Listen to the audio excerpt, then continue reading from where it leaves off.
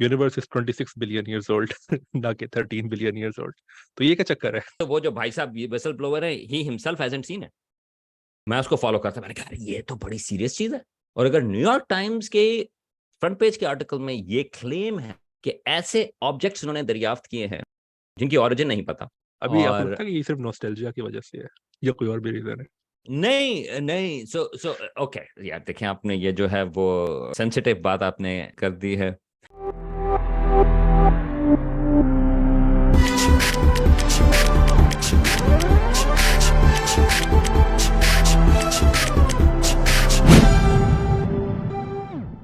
सो famous podcast में ये episode number 35 है। आज के हमारे जो गेस्ट हैं वो डॉक्टर सलमान हमीद हैं। ये हैम्पशायर कॉलेज एमरस के अंदर एस्ट्रोनॉमी के प्रोफेसर हैं, लेकिन आपके पास और भी रिस्पॉन्सिबिलिटीज हैं। और इसके राइट। अलावा आप एक बहुत ही well known I think YouTube channel चलाते हैं, कर्नाटिक गपशप, राइट? और आपकी जो टाइमिंग है इस पॉडकास्ट पे आने की, मैं कहूँगा वो बड़ी अच्छी है, क्योंकि बड़ी मजे मजे की चीजें हो रही हैं इस वक्त एस्ट्रोनॉमी के अंदर। अभी आई डोंट नो कि आपने वो देखा है कि नहीं, अभी कल या कुछ दिनों पहले से ना, हो सकता है कि एस्ट्रोनॉमर्स को वो पहले पता लग गया हो, लेकिन जो थ्योरेटिकल फिजिक्स की कम्युनिटी है ना, उसमें ये अब ज्यादा बात हो रही है कि universe is 26 billion years old ना कि 13 बिलियन ईयर्स ओल्ड। तो ये क्या चक्कर है? आपको क्या लगता है, ये हाइप है सिर्फ या एक्चुअल हाँ, में है कुछ? तो राइट। बस पहली बात तो ये कि शुक्रिया यार इनवाइट करने का। तो इत्तेफाक की बात है कि ये जो सवाल है, आई मीन ऑब्वियसली क्योंकि मेरा चैनल है तो ये इमीडिएटली ये सवाल आना शुरू हो जाते हैं कि अगर कोई भी या खबर हो, क्योंकि जब मैं वीडियोस बना रहा होता हूँ या इस किस्म की चीज़ें, और मैं क्लासें भी इस किस्म की मैंने पढ़ाई हैं कि हम किस तरह से साइंस के बारे में सोचें। तो ये बड़ी अच्छी मिसाल है, ये जो 26 अरब साल वाली जो खबर है कि एक तरफ तो साइंस काम करती है, पेपर्स छपते हैं और ये वो, और दूसरी चीज है कि आपका जो मीडिया है उसको खबर चाहिए होती है जरा थोड़ी चटपटी सी हो, राइट? तो कभी कभार तो बिल्कुल गलत मिस इंटरप्रेट करते हैं कि आर्टिकल में क्या लिखा हुआ है और उसकी इंटरप्रिटेशन क्या है। कुछ अर्सा पहले खबर आई थी, आई थिंक 3-4 साल पहले, कि जी नासा ने पैरेलल यूनिवर्स जो है वो दरियाफ्त कर लिया, उसका एविडेंस मिल गया है, राइट, प्रूफ मिल गया। तो वो तो एक किस्म की वो खबर थी, तो वो तो इतनी मिस इंटरप्रिटेशन थी ओरिजिनल पेपर की कि वो तो कोई बात ही नहीं। तो जब इस चीज का जिक्र आया, ये जो पेपर है, तो ऑब्वियसली मैंने चेक किया क्योंकि लोगों ने सवाल इसके सिलसिले में उठाया था। तो चेक करने का तरीका तो ये एक अच्छी चीज है कि अगर लोग सुन रहे हो कि ओरिजिनल सोर्स के ऊपर चेक करते हैं कि यार ये खबर आई कहाँ से, उठी कहाँ से, राइट? तो मैंने चेक किया, तो ये एक्चुअल में एक पेपर है जो एक रिस्पेक्टेबल जर्नल है, monthly notice of royal astronomical society, MNRAS उसकी शॉर्ट फॉर्म है। तो मिनरास में रिस्पेक्टेबल पेपर्स छपते हैं, राइट? सो अगर आप किसी खबर को देखें और आपको पता चले कि यार वो किसी वेब पेज से साइट हुआ है, तो आप उसको छोड़ सकते हैं। इवन अक्सर जो इस किस्म के पेपर्स होते हैं वो छपते हैं, वो प्री प्रिंट सर्वर में होते हैं, मतलब ये है कि अभी वो रेफरी से नहीं निकले और वो प्री प्रिंट पे हैं, तो उसको उसको भी छोड़ दें। लेकिन ये paper actually it's part of regular journal, तो give respect in that sense. लेकिन इसका ये मतलब नहीं होता कि नई साइंस आ गई। वो जो जिस तरह से खबरें आई हैं, और ये आई शुड मेंशन, इसमें लोगों का भी जनरल कसूर नहीं, क्योंकि ये जो खबर है कि प्रोबेबली हो सकता है कायनात की जिंदगी, we may have to revise our age of the universe, इस किस्म की जो हेडलाइन है, ये बहुत सारी एस्ट्रोनॉमी और फिजिक्स की जो पॉपुलर साइट्स हैं, लाइक फिजिक्स phys.org वगैरह वगैरह, ये उसके ऊपर मौजूद है। यस। और I think that is a problem, right? मैं इसको एक और तरीके से इस तरह से कहूंगा कि क्या ये पेपर छपा है? बिल्कुल छपा है। क्या कोई ये एविडेंस आ गया है नया बहुत जबरदस्त ऑब्जर्वेशन से? नहीं, ये रीइंटरप्रिटेशन है एक ऐसी थ्योरी की जो ज्यादातर लोग जो हैं उन्होंने डिस्कार्ड कर दी थी। तो ये अगेन, मुझे भी इसकी बहुत ज्यादा डिटेल्स नहीं पता, लेकिन जो मैंने उसका एब्स्ट्रैक्ट और जो उसकी डिस्क्रिप्शन थोड़ी सी देखी है, ये एक पुरानी एक थ्योरी थी जिसको टायर्ड लाइट थ्योरी कहते हैं। ये फ्रैंक ज़ुकी एक बंदा था, ये उसकी थी। ये एक ऐसी थ्योरी थी कि जो बात करते हैं कि हमारी कायनात फैल रही है, उसमें एक बहुत बड़ी असम्पशन है कि वो रेड शिफ्ट की वजह से है। कि अगर हम किसी लाइट को देखें जहां से वो चली थी, उसकी जो वेवलेंथ है वो बढ़ गई क्योंकि हमारी कायनात फैली है, राइट? तो वो यानी कि बड़ी वेवलेंथ जब रेड की तरफ जाती है, तो इसलिए उसको रेड शिफ्ट कहते हैं। या ये हमें बताती है कि कायनात जो है वो फैल रही है। बहुत बड़ा एविडेंस था उस सिलसिले में। तो कुछ लोग इसके खिलाफ जो थे, उन्होंने कहा कि नहीं, हमें ये तो नजर आ रहा है कि रोशनी जो है वो रेड लाइट की तरफ गई है, मगर वो कायनात के फैलने की वजह से नहीं गई, बल्कि इस वजह से गई क्योंकि वो जो फोटॉन्स हैं लाइट के, उन्होंने एनर्जी लूज किया। ये दो या मुख्तलिफ कॉन्सेप्ट हैं, राइट। उनका कि कायनात वैसी की वैसी है, लेकिन क्योंकि वो फासले के ऊपर था, तो क्योंकि वो उस फोटोन को काफी टाइम लगा पहुंचने में, इतने अरसे में उसने बहुत सारी एनर्जी लूज की, तो वो रेड हो गया। तो ये टायर्ड लाइट थ्योरी है। इसके खिलाफ बहुत सारे एविडेंस मौजूद हैं, और टायर्ड लाइट थ्योरी जो है बहुत सारी और चीजों को एक्सप्लेन नहीं कर सकती, इसलिए जनरल मेन स्ट्रीम उसमें जो है एक्सेप्टेबल, उसमें टायर्ड लाइट थ्योरी को लोग एक्सेप्ट नहीं करते। अब ये जो नया पेपर आया है, उसने पार्टली टायर्ड लाइट थ्योरी लिया और उसको कंबाइन किया है एक्सपेंडिंग यूनिवर्स से, कि शुरू में टायर्ड लाइट थी और फिर वो एक्सपेंडिंग यूनिवर्स से, और इसमें और थोड़ी सी और चीजें ऐड की, और उसके मुताबिक ये हुआ कि हो सकता है कि कायनात जो है वो 26 अरब साल पुरानी है। Okay, yeah there is nothing wrong with that claim. Yeah I paper mean छपने ये एक चाहिए इस मॉडल है, किस्म के। ये एक मॉडल है, राइट? कि बिल्कुल। मॉडल की प्रेडिक्शंस हो सकती हैं, राइट? और इस किस्म के जो पेपर्स जो पुश करें alternative ideas, they are actually really important for science.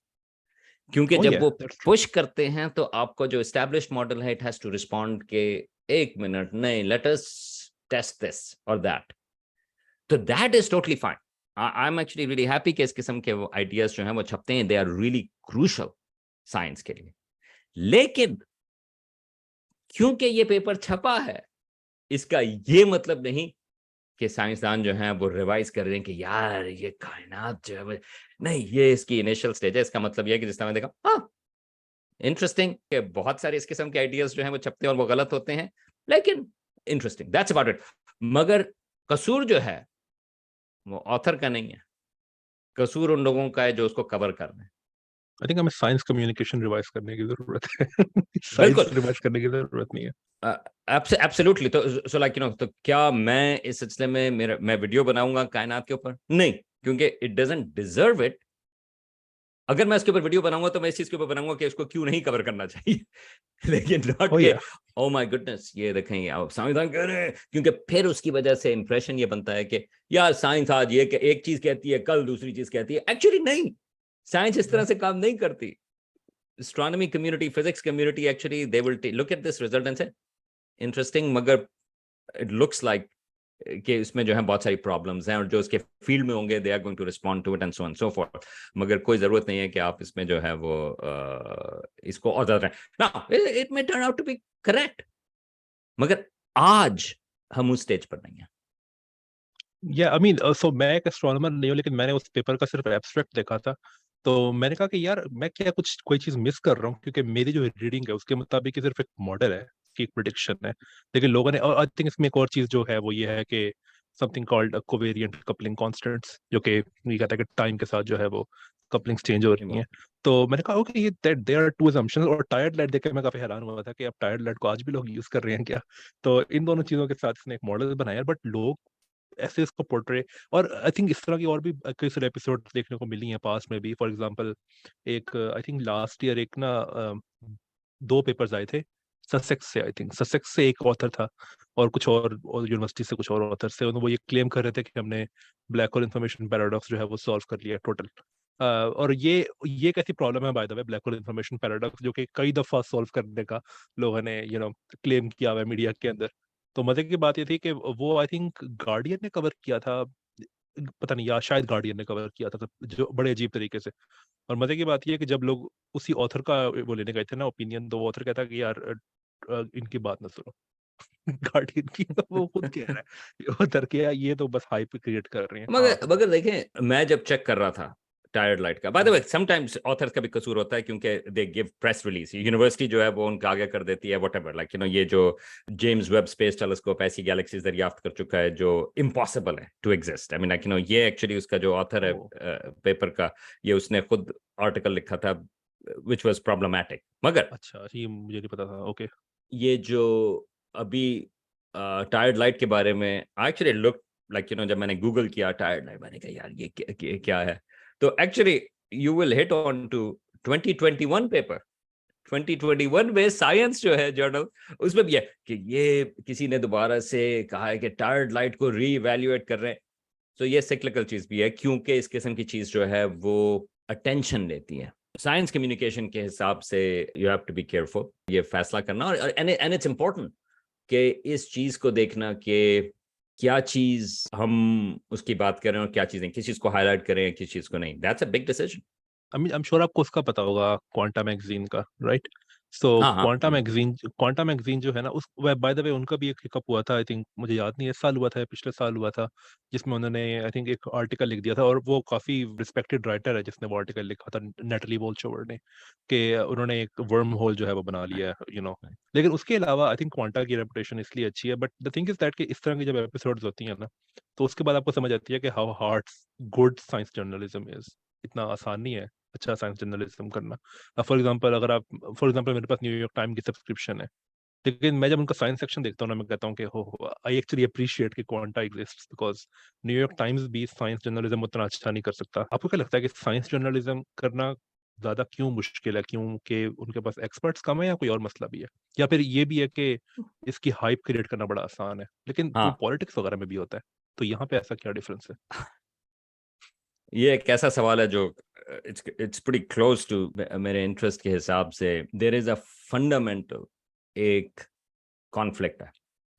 Conflict इस चीज का है कि और forget about New York Times, I have a personal beef with New York time एक लिहाज से, क्योंकि यूएफओ स्टोरीज के सिलसिले में and I have done a oh lot of या वर्क उसको फॉलो अप करने के सिलसिले में, and I am working on an article इसके सिलसिले में कि यूएफओस के न्यूयॉर्क टाइम्स ने कैसे कवर किया, and I think it's deeply problematic, right? मगर एज सच अगर आप देखें कि there is a fundamental conflict, क्योंकि आपका जो मॉडल है न्यूज़पेपर्स का, न्यूज़पेपर्स आर बिजनेसेस, आपको ऐसी खबरें चाहिए जो कि लोगों को आपके न्यूज़पेपर की तरफ लेके आए, राइट? सो क्लिक्स आपको चाहिए, राइट? और दूसरी चीज ये है कि आपको साइंस के सिलसिले में अभी जो हम बात कर रहे हैं कि आपको मोहतात होना है, इसका जो बैलेंस है वो काफी मुश्किल चीज है। मैं आपको और भी, क्योंकि आई एम असूमिंग कि ये जो हमारी बातचीत है वो यूट्यूब के ऊपर जाएगी, राइट? जो यूट्यूब का एल्गोरिथम है वो रिवॉर्ड करता है कि अगर आपका थंबनेल जो है वो प्रोवोकेटिव है, ठीक है, कोई सनसनीखेज है, तो लोग जो है वो उसको क्लिक करेंगे, और लोग अगर उसको क्लिक करेंगे तो यूट्यूब और लोगों को दिखाएगा।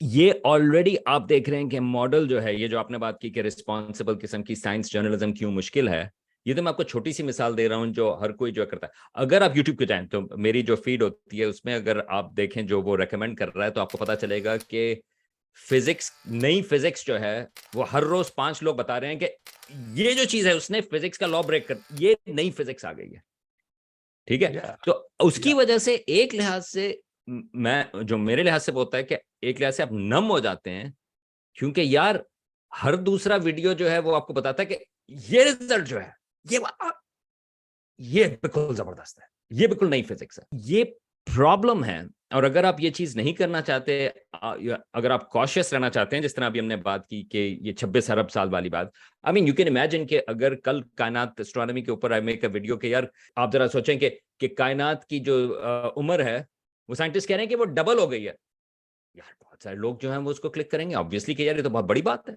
मगर अगर आप ये कहें कि यार ये एक और वीडियो, ये एक और पेपर है, यार probably it's not very important, लेकिन मैं बात करूंगा, हालांकि ये कोई ज्यादा इंपॉर्टेंट चीज नहीं, ये क्लेम ये कर रहा है, तो व्यूज उसके कम होंगे। तो ये जो इनहेरेंट टेंशन है प्रॉफिट्स और आपके रिस्पॉन्सिबल साइंस जर्नलिज्म की, ये बड़ी मुश्किल है। क्योंकि अगर आप साइंटिफिक अमेरिकन चलाते हैं या क्वांटम मैगजीन चलाते हैं या कुछ भी और चलाते हैं, आपको चाहिए कि लोग वहां पर आए, मगर ज्यादातर चीजें जो हैं रेवोल्यूशनरी आइडियाज जो हैं साइंस के हिसाब से हैं, मैं भी यही सोच रहा था, इत्तेफाक की बात है कि ये मेरे जहन में आ रहा था कि I have been fortunate actually कि जब मैं ग्रेजुएट स्कूल में था तो there was one really revolutionary idea that happened, and that is very unusual. Exoplanets की डिस्कवरी थी, ये उस वक्त मैं ग्रेजुएट स्कूल में था, that was a big deal. मगर एस्ट्रोनॉमी और फिजिक्स के हिसाब से there was one story. I would say कि पिछले 30-35 साल में जब से मैं एस्ट्रोनॉमी में हूँ, अंडर ग्रेजुएट और ग्रेजुएट स्कूल में, आई डोंट थिंक उसके अलावा कोई नहीं थी। और वो जो एक रेवोल्यूशनरी आइडिया था एस्ट्रोनॉमी के हिसाब से, वो था एक्सेलरेटिंग यूनिवर्स। आई थिंक आपने वो लास्ट पॉडकास्ट में बताया था कि आपने जिस साल वो हुआ था उससे एक साल पहले आपने वो एक कोर्स लिया था, अगले साल पैरामीटर्स बदल गए थे, राइट? बिल्कुल वो अभी तो that actually happened right there and then. तो वो एक मिसाल थी। सब लोग एक्सपेक्ट कर रहे थे कि तलाश कर रहे थे कि किस तरह से वो स्लो डाउन हो रही है, उसका रेट जो एक्सपेंशन का। रिजल्ट है कि यार वो तो एक्सपेंड करे। और मुझे अभी तक याद है कि नहीं, प्रॉब्लली लग नहीं रहा कि ये कैसे हो सकता है, राइट? और फिर अगले एक साल में जो है और मल्टीपल जो ग्रुप्स हैं उन सबके और रिजल्ट्स आना शुरू हुए और उन्होंने कहा कि हाँ, तो वो एक एक तो आप जरा सोचें कि पिछले 30 साल के अंदर मैं जो कह सकता हूँ मिला कि ठीक है, डिस्कवरीज ऐसी हुई हैं जैसे एक्सोप्लैनेट्स की डिस्कवरी है या ग्रेविटेशनल वेव्स की डिस्कवरी है, ये ऐसी चीजें थी जो लोग एक्सपेक्ट करते थे कि एग्जिस्ट करती हैं और उनकी कॉन्फर्मेशन। मगर कोई चीज ऐसी जिसको ओवरटर्न किया हो, मेरा जहां तक ख्याल है हसन, आई डोंट नो आपको ये शायद कोई और याद हो, लेकिन मेरे ख्याल में आई मीन दैट इज मुझे द अपनी ओनली फील्ड में वन। याद होगी बस। हाँ आई थिंक फॉर एग्जांपल अगर आप हिग्स बोसोन की डिस्कवरी देखो, वो भी एक्सपेक्टेड था, ऐसा नहीं कि वो हाँ अनएक्सपेक्टेड था।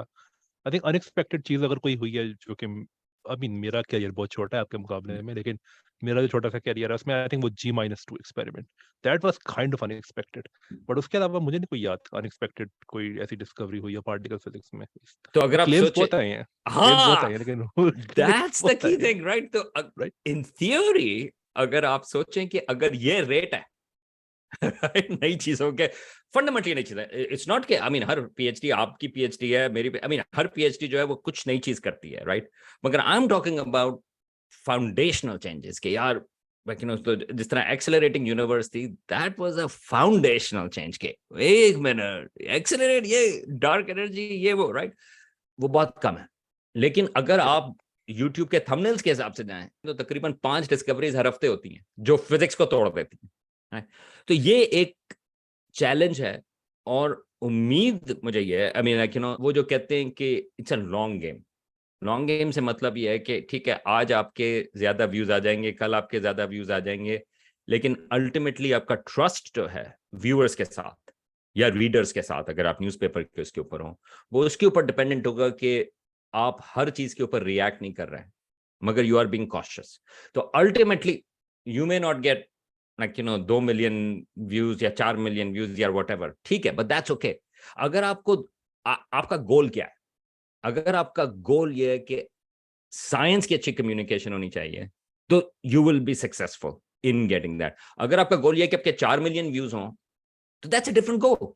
फिर लेट्स फिगर आउट कि आपको 4 मिलियन व्यूज कैसे चाहिए, राइट? तो फिर प्रोवोकेटिव, आप और क्यों नहीं प्रोवोकेटिव बनाते हैं? आप जो हैं वो झूठ बोल के और निकाल नहीं, सकते हो और आपको तो। हाँ, ये यूएफओस की बातें हैं या फलानी चीज की बातें हैं, आप बहुत सारी चीजें बातें कर सकते हैं। तो you have to figure out कि आपका गोल क्या है। अगर गोल अच्छी साइंस कम्युनिकेशन है, तो हो सकता है कि वो थोड़ी सी जरा बोरिंग होगी, क्योंकि इस किस्म के जब रिजल्ट आते हैं कहते हैं यार प्रॉब्ली सही नहीं है। अभी मैं थोड़ी देर पहले हम बात कर रहे थे ना कि वो कोई अनएक्सपेक्टेड रिजल्ट, तो मुझे बाद में याद आया कि एक अनएक्सपेक्टेड नेगेटिव रिजल्ट जो है ना वो ये है कि वो LHC में सुपर सिमेट्री नहीं मिली, लेकिन उससे मेरे जख्मों पे नमक छिड़कता है। तो ये एक और इंटरेस्टिंग चीज है कि नेगेटिव रिजल्ट्स जो हैं, right? मेरे ख्याल में नेगेटिव रिजल्ट्स वो काफी इंपॉर्टेंट होते हैं, लेकिन नेगेटिव रिजल्ट्स बेहद वो बोरिंग भी होते हैं, राइट? आई मीन इंटरेस्टिंग नहीं होता है, क्योंकि लोग चाहते हैं कि नई चीजें हैं। मगर जिस तरह ये जो सर्न का जो कोलाइडर है, उसमें इट्स रियली इंटरेस्टिंग कि बहुत सारी चीजें जो हैं वो नेगेटिव आती हैं, और ये एक प्रॉब्लम है फिजिक्स के लिए, राइट? तो अगर आपने इसकी स्टोरी बनानी है साइंस के हिसाब से, वो उसकी फ्रेमिंग फर्क होगी, राइट? आई मीन उसकी फ्रेमिंग इस किस्म की होगी कि हमें वो चैलेंज कर रही है कि साइंटिस्ट जो फिजिसिस्ट जो हैं वो एक्सपेक्ट करते हैं कि यार, अगेन वो एक बड़ा सवाल है और you are more involved in it यार, आप जो हैं कि फाउंडेशनली कौन सी कंप्लीट थ्योरी होनी चाहिए या नहीं होनी चाहिए, या हमारी थ्योरीज में की शॉर्टकमिंग्स क्या हैं, वो एक बहुत बड़ी डिबेट है कि क्या अल्टीमेट थ्योरी जो है वो एक मौजूद है या नहीं, right? I mean string theory या व्हाटएवर, लाइक तो दैट्स एन इंटरेस्टिंग।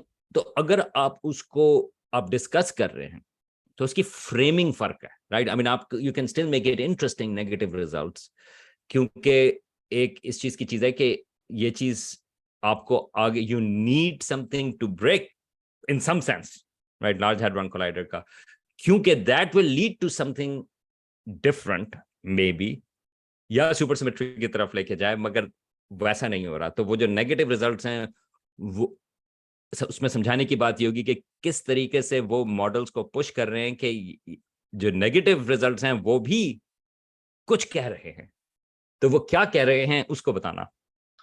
वो ये कह रहे हैं कि standard model is too good. Well, standard model is too good. मगर देयर इज एन assumption कि नहीं, standard model has to break at some break, point. या तो ये जो सवाल है कि क्यों, व्हाई डू वी assume कि आई मीन क्यों नहीं सब लोग खुश? What you said also, right, लोग क्यों नहीं खुश कि यार स्टैंडर्ड मॉडल है, स्टैंडर्ड मॉडल का तो नाम ही स्टैंडर्ड है, तो अगर स्टैंडर्ड है तो बड़ी अच्छी बात है कि वो ब्रेक नहीं हो रहा, मगर दैट्स अ प्रॉब्लम। तो वो क्यों प्रॉब्लम है? आई थिंक दैट्स द स्टोरी। अच्छा, मजे की बात ये है कि अभी आप मैंने एक और बात करनी थी, लेकिन अभी जो हम बात कर रहे थे इससे एक और टॉपिक निकला जो कि बहुत ही मजे का, आई थिंक यूएफओस के बारे में। और यूएफओस और ये जो एलियंस वाली चीज जो है, मुझे इतना पता है कि अब नासा ने एक्चुअल में परस्यू करना शुरू कर दिया है इस प्रोग्राम को। तो आपको क्या लगता है कि ये वाकई में सीरियस प्रोग्राम होगा फ्यूचर में? Bye the way, I don't know कि आपने वो डॉक्यूमेंट्री देखी है टियर इन द स्काई, या पता है उस डॉक्यूमेंट्री का एटलीस्ट आपको? टियर इन द स्काई नाम की fire in the documentary. Sky या tear in the sky? Fire नहीं, इन द स्काई टियर थी। टियर एक टियर इन द स्काई भी है। नहीं, मैंने उसमें ये वो अभी मिचियो नहीं काको भी देखी। है। ओ नहीं, हाँ, देखने देखने की जरूरत नहीं है, बस हाँ पता होना नहीं, चाहिए कि ये है। मुझे उम्मीद, मैं हाँ नहीं, मैं कोशिश भी नहीं कर रहा था। तो देखें, उसमें उस डॉक्यूमेंट्री में से मैं मेरे डिपार्टमेंट से दो लोग हैं जो उस पे काम करते हैं, यूएफओस पे। वो उसके अंदर कौन है। लोग? मेरे डिपार्टमेंट से या फिजिक्स डिपार्टमेंट से, मैंने टीए किया हुआ है उनमें से एक बंदे के लिए। देखें, आपने मुझसे सवाल पूछा कि यार अब नासा भी परसू कर रहा है कि ना, तो कितना हम्म, सीरियस है? To me that is fascinating, that's the issue. और तो I been following it very closely कि किस तरह से वो आया। तो लेट मी, मैंने इसकी कई दफा बात की है, तो let me just very briefly से जो क्लेम्स हैं, और ये न्यूयॉर्क टाइम्स की फ्रंट पेज स्टोरी थी 2017 में, उसकी वजह से ये आए। उन क्लेम्स में मेरा भी ख्याल था कि शुरू में कि ये हो सकता है कि सही हो। इसकी वजह यह है कि जो पहला आर्टिकल था जो 2017 में आया फ्रंट पेज के ऊपर, एक्चुअली इनफैक्ट वो उसी दिन जो है दो आर्टिकल्स थे न्यूयॉर्क टाइम्स में, और पॉलिटिको का अलग से आर्टिकल्स थे। उसमें कुछ लाइनें थी व्हिच आई थॉट के दैट क्लिंचेस इट। यूएफओस की तो बहुत बातें होती हैं, आई नेवर थॉट कि कोई चीज पायलट्स देख रहे हैं या ये वो, उससे तो फर्क नहीं पड़ता, that's not a big evidence. लेकिन उसमें ये लिखा हुआ था, ये न्यूयॉर्क टाइम्स के आर्टिकल में, कि उनको ये कुछ ऐसे आर्टिफैक्ट्स मिले हैं, नाम उसका करते थे वो यूएपी, अनआइडेंटिफाइड एरियल फिनोमेना, जो कि साइंटिस्ट जो हैं उनको ये नहीं समझ में आई है कि वो किस चीज के बने हुए हैं, उनकी जो ऑरिजिन्स हैं वो। और उसमें फिर कोट था एक साहब का, पुटॉफ उसका नाम है, कि ये जो आर्टिफैक्ट्स हैं ये ऐसे हैं जैसे अगर आप लियोनार्डो डा विंची को अगर आप गराज ओपनर दे दें तो वो कितना परेशान होगा 15वीं सदी में, उसी तरह से ये जो आर्टिफैक्ट्स हैं ये कि हमें नहीं पता कि ये इनकी टेक्नोलॉजी क्या है। ये या दोनों चीजें जो कोटेशंस हैं, ये न्यूयॉर्क टाइम्स के फ्रंट पेज के आर्टिकल में थी। तो मैंने बाकी चीजें पढ़ी, क्योंकि उन्होंने उसको फ्रेम इस तरह से किया था कि नेशनल सिक्योरिटी के हिसाब से भी, कि जी डिपार्टमेंट ऑफ डिफेंस पेंटागन जो है उसने 12 मिलियन आई थिंक, या 22 मिलियन डॉलर जो हैं वो 5 साल में खर्च किए। मेरी बात ठीक है? तो ये चीज, अब मैं उसको फॉलो करता, मैंने कहा ये तो बड़ी सीरियस चीज है। और अगर न्यूयॉर्क टाइम्स के फ्रंट पेज के आर्टिकल में ये क्लेम है कि ऐसे ऑब्जेक्ट्स उन्होंने दरियाफ्त किए हैं जिनकी ओरिजिन नहीं पता, और एक्चुअली उसमें एक और चीज भी थी कि बिल्डिंग्स को मॉडिफाई करना पड़ा था। निवाडा में एक साहब हैं जिनको ये 22 मिलियन डॉलर दिए गए थे, उन्होंने बिल्डिंग्स को मॉडिफाई किया था टू हाउस दीज आर्टिफैक्ट्स। तो मेरे ध्यान में फौरन सवाल, यार I mean as a reporter आपका सवाल होगा कि यार कैसे कैसे ऑब्जेक्ट्स हैं इनको, जिनकी वजह से बिल्डिंग्स को मॉडिफाई करना पड़ा था to house them, right? Simple.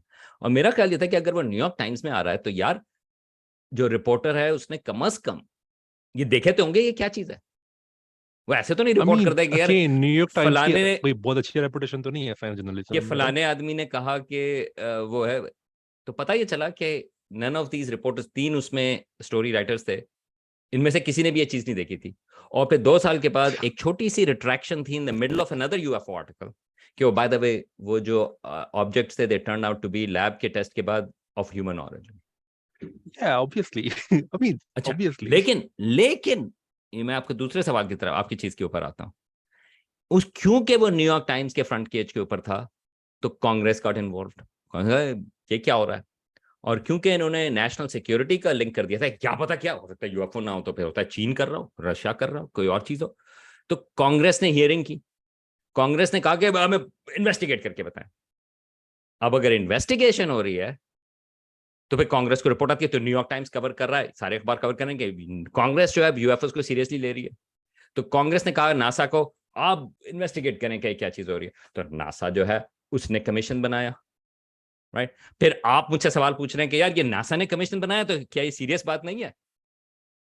Right, you see the chain, right, कि कहां से वो शुरू हुई और क्रेडिबिलिटी उसकी बढ़ती गई because of its own cycle, wishes cycle, right. तो अब उसकी ज्यादा Yeah, yeah. क्रेडिबिलिटी इसलिए क्योंकि कांग्रेस ने हियरिंग की, कांग्रेस के बाद पेंटागन को उन्होंने कहा, पेंटागन ने नासा को कहा। अच्छा, वो $22 मिलियन जो है वो बहुत ज्यादा नजर आते हैं, लेकिन वो $22 मिलियन जो है, ये Oh जो man. पेंटागन का हर साल का बजट है, ईयरली बजट जो इस साल का था, मिसाल के तौर पे, वो 850 अरब, $850 बिलियन था। Yeah. तो उसमें से अगर 22 मिलियन अगर इधर उधर हो जाए 5 साल में, that's nothing.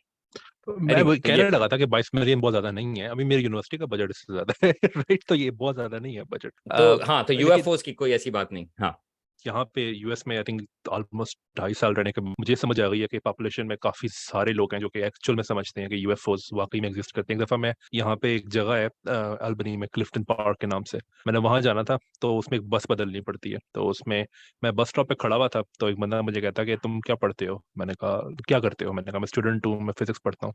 वो कहता अच्छा, बड़ी अच्छी बात है। फिर उसने ना अपनी जेब से एक पत्थर निकाला। उसने ना मुझे दिखाया, कहता ये पत्थर देखो गौर से।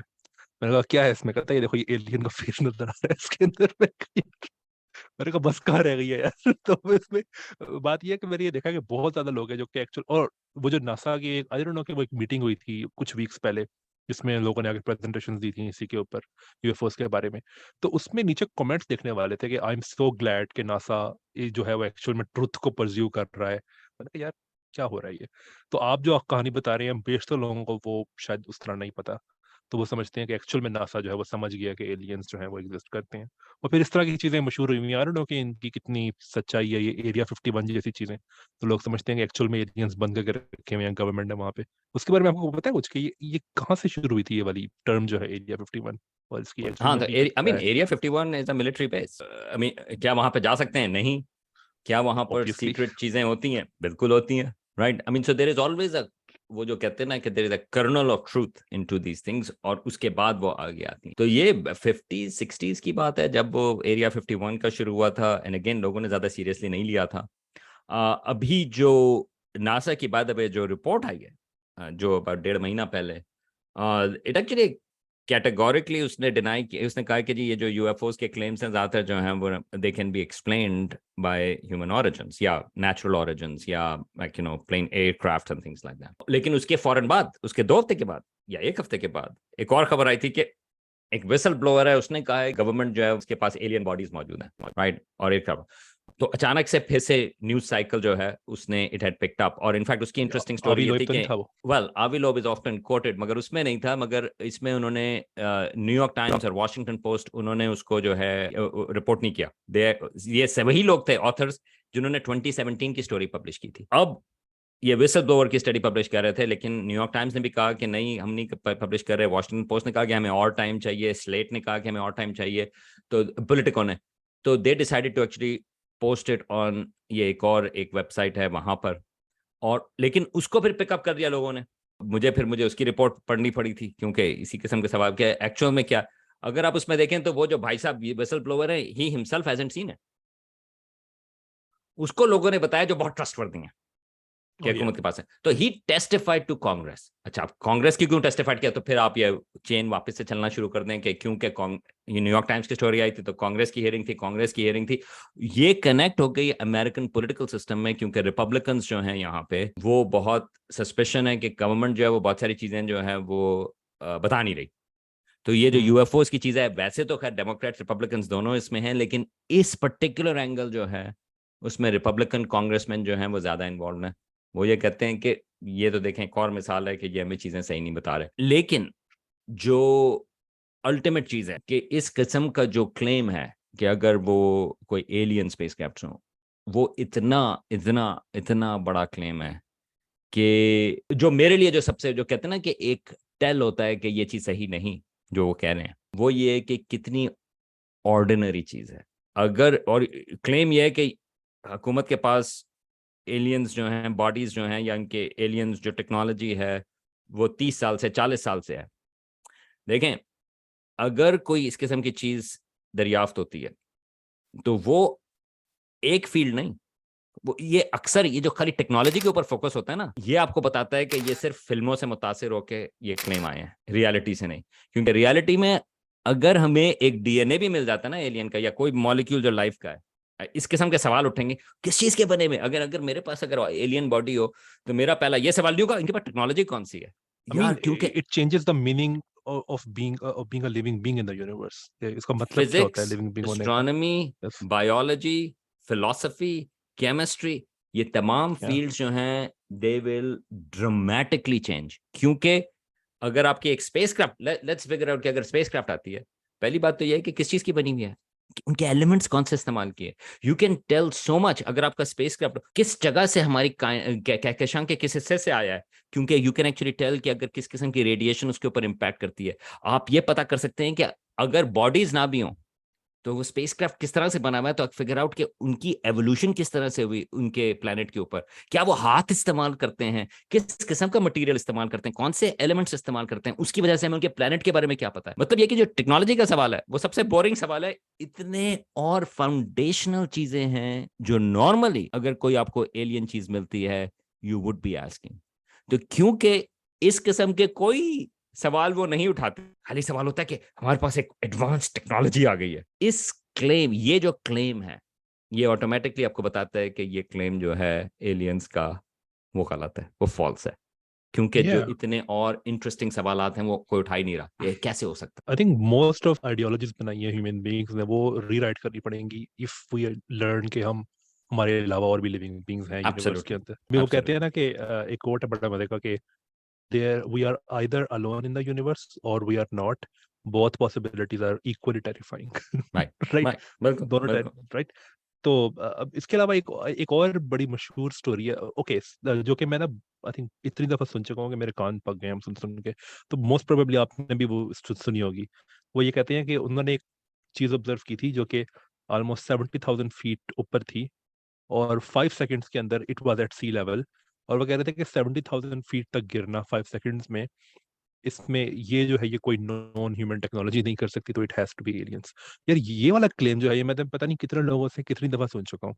तो अभी जो आपको मैं बता रहा था ना मैं कि मेरे डिपार्टमेंट में कुछ एक दो लोग हैं जो कि काम करते हैं यूएफओस पे, तो उनके पास ना फंडिंग बड़ी है, आई डोंट नो कैसे लेकिन है।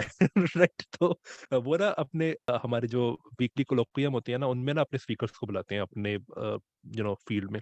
तो एक और चीज जो कि ना लोग बहुत ज्यादा आई डोंट नो कि ये कोरिलेशन क्यों एग्जिस्ट करता है, अच्छा इतना भी आई थिंक ये सरप्राइजिंग नहीं है, लेकिन जो लोग एलियंस होने पे बिलीव करते हैं ना वो एक और चीज की आसानी में बिलीव करते हैं जो कि है warp drive. I don't know ये क्यों है कोरिलेशन। काफी लोग हैं जो वार्प ड्राइव पे भी काम कर रहे होते हैं, तो वो स्पीकर्स आते हैं, वो कई दफा गवर्नमेंट के साथ भी काम कर रहे होते हैं, वो क्या कहते हैं पेंटागन के साथ काम कर रहे होते हैं, वो भी आके यही वाला क्लेम बता रहे होते हैं 70,000 फीट वाला। तो वैसे बाय द वे आपको क्या लगता है ये वार्प ड्राइव का क्यों कनेक्शन होता है हमेशा एलियन सपोर्टर्स के साथ? इसकी वजह यह है कि अदरवाइज इंटरस्टेलर ट्रैवल जो है वो पॉसिबल नहीं है। ये आर्गुमेंट कि हमें कोई इसलिए यहाँ पर एलियंस नहीं है क्योंकि इंटरस्टेलर डिस्टेंसेस बहुत ज़्यादा हैं। I actually don't find that compelling. Distances वाकई बहुत ज़्यादा हैं, लेकिन क्या कोई faster than light travel possible हो सकता है? आई थिंक हो सकता है। क्या हमें कोई तरीका पता है? नहीं। साइंस फिक्शन ने हमें कौन सा तरीका दिया है? Wormholes. Warp drive. हाँ, तो well warp drive is like that, right? I mean वो जो है स्पेस टाइम को बेंड हम्म। करती है to a certain degree, like और वो लेके आती है एक तरीके से, एक लिहाज से ये आपका लोकलाइज्ड वार्म होल क्रिएट करती है एक लिहाज से, राइट? क्योंकि वो वर्महोल में वार्प तो ड्राइव जो रिप है, कर देते हैं ना स्पेस को। हाँ, लेकिन और ये उसको बेंड करती है, राइट? या एग्जैक्टली। क्या ऐसी चीज हो सकती है? हमारे पास कोई सबूत नहीं। स्टार ट्रैक में थी, मगर अदर देन दैट हमारे पास कोई एविडेंस नहीं। तो इस वजह से ये कनेक्शन आता है, क्योंकि अदरवाइज इंटरस्टेलर डिस्टेंसेस बहुत ज्यादा है। लेकिन ये जो पेंटागन की बात है, तो मैं ये भी बताता चलूं, जो मैंने एक साहब का जिक्र किया था, हेल पुटहॉफ, जिन्होंने वो कोट दिया था न्यूयॉर्क टाइम्स को, लियोनार्डो डा विंची और गराज ओपनर वाला जो कोट है, मैं ये भी बता दूं कि he was the head of 1970s में जो पेंटागन का प्रोग्राम था साइकिक्स का। तो पेंटागन ने कई मिलियन डॉलर्स जो हैं वो खर्च किए थे साइकिक रिसर्च के ऊपर, रिमोट व्यूइंग का, क्योंकि उनका ये ख्याल था कि जो सोवियत यूनियन उस वक्त जो है वो भी साइकिक्स के ऊपर पैसे खर्च कर रहे थे। तो उन्होंने कहा कि आप जो हैं वो बजाय कि आपके स्पाई प्लेन से भी बेहतर आप साइकिक्स के जरिए एक रिमोट व्यूइंग कर सकते हैं आपके जहन से। तो ये वो था प्रोजेक्ट टारगेट। हाँ, project target, exactly. Okay, yes, ये बहुत मैंने सुना है, ये भी कॉन्स्पिरेसी राइट। थ्योरीज के अंदर ही आता है तो ज्यादातर। वो फिर इवेंचुअली वो बंद हो गया था क्योंकि उसका कोई वो नहीं था आगे, राइट। मगर अच्छा, क्यों पेंटागन क्यों खर्च करता है? तो पेंटागन ने इस चीज के ऊपर भी पैसे खर्च किए, अगर आप इसके ऊपर कंटिन्यू करना चाहते हैं, जो इसके ऊपर बहुत मशहूर किताब भी है जो जर्नलिस्ट ने लिखी थी actually, men who stare at goats. तो ओ ये या। उसके बाद मूवी भी बनी थी, लेकिन जो किताब है उसमें उन्होंने यही बताया था कि पेंटागन किस किस्म के प्रोजेक्ट्स जो हैं क्रेजी प्रोजेक्ट करते हैं। तो man who stare at goats ये एक्चुअली एक्चुअल प्रोजेक्ट था कि ख्याल ये था कि आप जो हैं, अगर आप अपनी मेंटल पावर्स इस्तेमाल करें तो आप बकरियों को जो है आप स्टन कर सकते हैं खाली आपके मेंटल पावर पे। तो पेंटागन ने उनको भी कुछ 1-2 मिलियन डॉलर दे दिए थे। अच्छा, आप कहेंगे कि यार ये क्यों? हम मेरे और आपके लिए तो यार मिलियन डॉलर बहुत ज्यादा है, लेकिन रिमेंबर, पेंटागन का बजट जो है वो hundreds of billions of dollars में है। तो एक आध मिलियन इधर उधर, इट्स एक्चुअली नथिंग। आपको दो चीजें चाहिए, अगर आपको अंदर कोई कॉन्टैक्ट हो तो बहुत ही अच्छी बात है, और दूसरी चीज ये है कि अगर कोई प्लॉजिबिलिटी हो सकता है तो कहते हैं ठीक है ट्राई कर लो यार, अगर काम हो गया तो ठीक है, क्या रह जाए। आई मीन उनके अकाउंट बुक्स में ये राउंडिंग एरर होगा, बल्कि उससे भी कम, राउंडिंग एरर भी राइट। नहीं होगा यार, ये राउंडिंग एरर की भी बहुत कम राउंडिंग है। एरर है, ये ठीक है है। एग्जैक्टली। लेकिन ये फिर एक अलग ही कहानी बन जाती है, क्योंकि इनको पैसे मिल गए तो कहते हैं मैं तो पेंटागन की फंडिंग है। ओ या तो एग्जैक्टली। चलिए आप आई थिंक किसी एक्चुअल साइंस की तरफ आते हैं। काफी हमने बात कर ली। बिल्कुल अच्छा, ये बिल्कुल। अभी रिसेंटली एक और एक्सपेरिमेंट की काफी बात हो रही थी, नैनोग्राफ की, राइट। अच्छा, इसमें इसके बारे में जब मैं पढ़ रहा था तो मुझे एक चीज पता लगी जो कि मुझे पहले नहीं पता थी। वो ये है कि ये एस्ट्रोफिजिक्स की जो रिसर्च है उसके अंदर ये जो थ्रेशोल्ड है, it's not 5 sigma, it's 3 sigma, क्योंकि मुझे काफी यार मजा आया था पढ़ के, लेकिन आई आई डोंट नो ये 3 सिग्मा क्यों है, क्या लगता है आपको ये थ्री यार, हम सिग्मा तो क्यों है? हम तो काफी फाइव काम सिग्मा में है। यूज करते थे यार। आई मीन आई थिंक अच्छा। ये जरा फ्लेवर की बात है। I mean I have used 5 sigma. I mean because जी आई जी। Was surprised to hear that too, हालांकि मैं तो हूँ ही एस्ट्रोनॉमी एस्ट्रोफिजिसिस्ट उसमें, के 3 सिग्मा। आई मीन मगर इट्स प्लॉजिबल के 3 सिग्मा रिजल्ट जो है वो होते हो। I mean, I don't know. I mean, I haven't been sort of like, active in astronomy research. मेरी जो है sociology की research है, right? I mean, like, so I've moved away from it. कम से कम I was surprised to see that too, कि okay, astronomers जो हैं they take interesting. it at 3 sigma, क्योंकि when I was working at that, I mean, for me, the standard was 5 sigma. That's how I looked at it. So I don't know when that came about. Maybe recently, आप ये कह क्योंकि रहे हैं कि change हुआ है ये? I don't know कि या maybe change हुआ है, या maybe it's plausible कि अब जिस किस्म के ये जो बड़े स्केल के प्रोजेक्ट्स हैं, जिस तरह नैनोग्राव है, अब इस किस्म के ये लार्ज स्केल प्रोजेक्ट्स होते हैं जिसमें आप statistically you have to look at variations जो कि they are based on millions of points, right, like variations और whatever.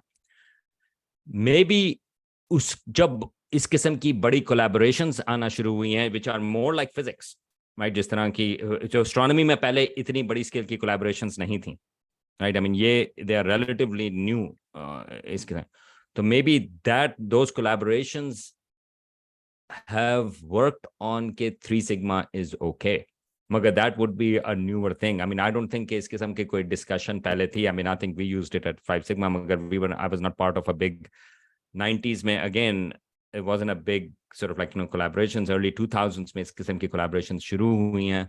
I was surprised. I mean, I would be curious कि जो सुपरनोवा रिजल्ट्स थे फॉर एग्जांपल जिसमें accelerating universe का था, वो कितने सिग्मा के थे ओरिजिनली। आई मीन ये अगर कोई मुझसे आगे पूछे या हम मुझसे आपसे कि ओके क्या कोई साइंटिफिक रीजन है 5 सिग्मा का, तो I mean it's a community agreed upon thing, right. That's ऐसा एग्जैक्टली नहीं है कि कोई डिटरमिन कर सकते हैं हम 5 सिग्मा। राइट। ये बात इसलिए आई थी बीच में क्योंकि ये जो नैनोग्राफ वाला रिजल्ट है ये 4 सिग्मा पे है। तो 5 सिग्मा तक नहीं जा रहा था, तो इसलिए कुछ लोग होंगे, अभी जो पार्टिकल फिजिसिस्ट थे वो बड़ी स्केप्टिकल होकर देख रहे थे उसको, लेकिन जो एस्ट्रोनॉमर्स कह रहे थे वो कह रहे थे oh we are okay with नहीं, इट लेकिन बिकॉज लेकिन there was a debate amongst वो ग्रुप्स या आल्सो, अभी भी है। क्योंकि नैनोग्राव वाले 3 सिग्मा पर जा रहे थे, मगर आई फॉरगॉट कौन से वाले थे। सो दे विद इन दीस कोलैबोरेशंस, क्योंकि ये इंटरनेशनल पल्सार टाइमिंग अरे, तो इसमें जो रिजल्ट्स आए, तो इसमें Chinese, European, Indian, Australian and South African अरे, right, I mean partly and the US. So NANOGrav जो है वो यूएस की है। मुझे जो लगा पढ़ने में इस सिलसिले में वो ये था कि देयर वाज अ डिसएग्रीमेंट कि इसको पब्लिश कब करें। देखो, ये रिजल्ट तो 15 साल से आ रहे थे, तो क्वेश्चन ये था कि इसको कब पब्लिश करें। तो कुछ लोग इंसिस्टेंट थे कि 3 सिग्मा के ऊपर हो गई, ये 3 sigma, we should publish those. I mean this is a very tough observation, right. तो 15 साल के बाद it's a very very tough observation के पल्सार्स की टाइमिंग, मिली सेकेंड पल्सार्स की टाइमिंग, उसमें वेरिएशंस क्या है, वेरिएशंस की कोरिलेशन क्या है। I mean unbelievably hard, right. तो लग ये रहा था कि कुछ लोग ये कह रहे थे कि यार 3 सिग्मा आ गई है, लेट्स पब्लिश इट। मगर मसला ये था कि अगर आप स्कूप करते हैं, अगर आप पब्लिश कर देते हैं, तो बाकी क्या करेंगे। सो दे हैड टू, मगर सम वर आर्ग्यूइंग कि नहीं, we should wait for 5 sigma within these pulsar timing arrays. तो दैट्स वाई जो कॉम्प्रोमाइज था वो ये था कि यार 4 सिग्मा के ऊपर जो है वो पहुंच गई है, लेट्स रिलीज इट। तो अब तमाम ये जो पेपर्स थे वो रिलीज हुए हैं। 4 सिग्मा जो है आई थिंक 1 in 20,000 या समथिंग लाइक दैट, उसका जो चांस है बाय चांस होना। तो आई मीन इट्स रीजनेबल, मगर क्या ये गलत हो सकता है। आई मीन नैनोग्राफ के रिजल्ट्स, या ये जो pulse international Pulsar timing array है उसके results, I mean I think they are really interesting. क्या ये एब्सोल्युटली आई एम श्योर के 100% ये सही है, we don't know, this is one of those edge like things के we don't know actually, we will find out. मेरी मेरी ख्वाहिश तो ये है कि ये ठीक हो, क्योंकि इन्होंने ये किया था कि कुछ मॉडल्स उन्होंने लिए थे उसी ग्रुप ने, और उन्होंने एक्सप्लेन करने की कोशिश की थी वो डेटा जो उनको मिला था। और कई सारे मॉडल्स उन्होंने देखे थे, और 2 मॉडल्स जो हैं वो सबसे ज़्यादा अच्छा फिट दे रहे थे, और उनमें से एक तो था इन्फ्लेशन और एक था कॉस्मिक स्ट्रिंग्स। तो दोनों ही बहुत अच्छी, मुझे मुझे एटलीस्ट बहुत पसंद है, राइट। तो एटलीस्ट अब मैं चाहूंगा कि ये रिजल्ट अच्छा हो, बट काफी मजेदार बात है कि you have a gravitational wave background. I mean that's very interesting. अच्छा, एक और चीज जो कि आई थिंक ओके, यूक्लिड के बारे में काफी बात हुई है, लेकिन एक और चीज जो कि मैंने इस पॉडकास्ट के लिए थोड़ी सी रिसर्च करने में पड़ी, उसमें आई थिंक आपने भी एक वीडियो बनाई हुई है। लेकिन मजे की बात ये कि मजे की बात आई डोंट नो कि है कि नहीं, लेकिन एक बात जो कि मैंने नोटिस की वो ये कि मुझे ये इसके बारे में मैंने सुना नहीं था कभी। अगर मैं रिसर्च ना करता तो मैं शायद कभी ना सुनता इसके बारे में। वो है ये मिशन जिसको कहते हैं जूस मिशन, जो कि जुपिटर के मून्स के लिए है। अब मुझे एक बात याद आई कि मुझे एग्जैक्टली याद नहीं है कौन सा साल था, प्रोबेबली 2020 था जब वो कैसीनी मिशन एंड हुआ था। 2020 था ना वो। आई तो थिंक, हाँ, may be 2020 something like that. हाँ। क्योंकि मुझे याद है मैं इटली में था, तो 2020 हम्म, होगा फिर। तो वो मुझे याद है कि जब वो एंड होने वाला था मिशन, तो उसकी उसकी बहुत चर्चा थी कैसीनी हम्म, मिशन की। हम्म, ठीक है, जूस मिशन का बारे में मैंने इतना नहीं सुना, मैं सही बताऊं तो मुझे हाँ, लगा था कि शायद इस तरह होता होगा कि जब कोई सैटेलाइट या कोई नया मिशन स्टार्ट होता है या फिर एंड होने वाला होता है, तो वो मीडिया में काफी आता है। तो जूस मिशन भी ऑलमोस्ट वहीं गया है ऑलमोस्ट वहीं गया है। वो सैटर्न पे गया था कैसीनी, और ये जुपिटर पे है। तो ठीक है, तो सिमिलर मिशन नहीं कहना चाहिए। लेकिन ये वाला जो मिशन है जूस मिशन, ये तो लिटरली आप कह सकते हैं कि ओके, आई डोंट नो कि ये क्या फाइंड करेगा, लेकिन एक पॉसिबिलिटी ये है कि it can find life in you know in the moons. तो फिर भी इसके बारे में इतनी बात नहीं हुई, क्यों? आपको क्या लगता है क्यों नहीं हुई? दो चीजें हैं। एक तो ये है कि नासा की पब्लिसिटी बहुत बेहतर है। नासा की पीआर मशीन जो है वो बहुत बेहतर है। पहले नहीं होती थी बाय द वे, लेकिन अब बहुत बेहतर है। और ये जूस जो है वो यूरोपियन स्पेस एजेंसी का मिशन है। तो ईसा के जो मिशन हैं वो थोड़े से इतनी पब्लिसिटी नहीं करते। दूसरी चीज ये है कि, तो यू आर राइट, कि जब मिशंस लॉन्च होते हैं यूजुअली उनका इतना चर्चा नहीं होता जितना जब वो पहुंच जाते हैं या उसका अख्ताम होने वाला होता है। तो कैसीनी जो है, I mean it was an amazingly successful mission. इतनी तस्वीरें, खूब जबरदस्त किस्म की तस्वीरें आई। मगर मेरा ख्याल है जो पैरेलल होगा वो गैलीलियो मिशन जो है, जो 90s में था जुपिटर का, राइट। तो गैलीलियो मिशन जो है उसने बहुत सारी चीज़ें पता की थी यूरोपा के सिलसिले में और उसके चांदों के सिलसिले में और जुपिटर के सिलसिले में। तो यूरोपा का जो समुंदर है उसके नीचे जो दरियाफ्त हुआ, वो यूरोपा, आई मीन दरियाफ्त तो खैर पहले खदशा था कि है वहाँ पे, और लेकिन यूरोपा की वजह से वो कन्फर्म हुआ। और आयो जो उसका एक और चांद है जहाँ पे वॉल्केनिक eruptions होती हैं, तो उसके जरिए वो भी गैलीलियो स्पेसक्राफ्ट ने किया। लेकिन उसके बाद और मिशंस गए हैं। अब जिस तरह जूनो मिशन है, वो जुपिटर का ऑर्बिटर है, लेकिन वो जुपिटर को देखता है। जूस मिशन जो है, यू आर राइट कि वो इसलिए इंटरेस्टिंग है क्योंकि वो उसके चांदों की तरफ जा रहा है, खासतौर से जो उसका चांद है गैनीमीड, जो हमारे निज़ाम शम्सी, हमारे सोलर सिस्टम का सबसे बड़ा चांद है। और उसके भी नीचे ख्याल ये है कि समुंदर है, और इवेंचुअली इट इज़ एक्सपेक्टेड कि वो शायद गैनीमीड पे अंदर जाए, या विल हैव टू सी कि क्या होता है। मगर जूस जो है वो कॉम्प्लीमेंट करेगा यूरोपा क्लिपर मिशन, जो अभी लॉन्च होने वाला है 1-2 साल में, या इसी साल मेरा ख्याल है। एनीवे, यूरोपा क्लिपर मिशन जो है वो नासा का मिशन है, वो यूरोपा के ऊपर जाएगा। तो यूरोपा क्लिपर और जूस मिशन जो हैं वो एक दूसरे को कॉम्प्लीमेंट करेंगे, और वो दोनों जो हैं वो 2030 तक पहुंचेंगे। तो आई थिंक, मेरा ज़्यादा ख्याल है कि we are gonna hear more about JUICE जब वो वहाँ पे पहुंच जाएगा, क्योंकि गैनीमीड के बारे में इतनी ज़्यादा चीज़ें जो हैं, वो इतनी इंटरेस्टिंग ऑब्जर्वेशंस अभी हमारे पास नहीं आई हैं। तो वही है। जूस जो है, and that's what they were try to do, कि वो ऐसे चांद के ऊपर जाएं जो जिसके बारे में ज़्यादा नहीं पता। तो इट्स, आई मीन, और चांदों के बारे में भी वो बताएगा, लेकिन गैनीमीड इसका सेंट्रल फोकस है। तो I think it will be really fascinating, क्योंकि गैनीमीड जो है वो काफ़ी बड़ा चांद है, मरक्यूरी से बड़ा है साइज उसका, हालांकि वही मरक्यूरी है। जो है वो प्लैनेट है। तो it will be really I interesting. Mean उसको भी आई थिंक वो प्लेनेट का दर्जा खत्म कर देना चाहिए मरकरी का भी प्लूटो की तरह, फिर लोग और गुस्सा बिल्कुल होंगे। बिल्कुल। आई मीन कई लोग हैं जो आज तक नहीं मानते कि प्लूटो जो है वो प्लेनेट नहीं है, वो कहते हैं वो हमारे लिए तो है प्लूटो प्लेनेट। मैं उन लोगों में से हूँ यार।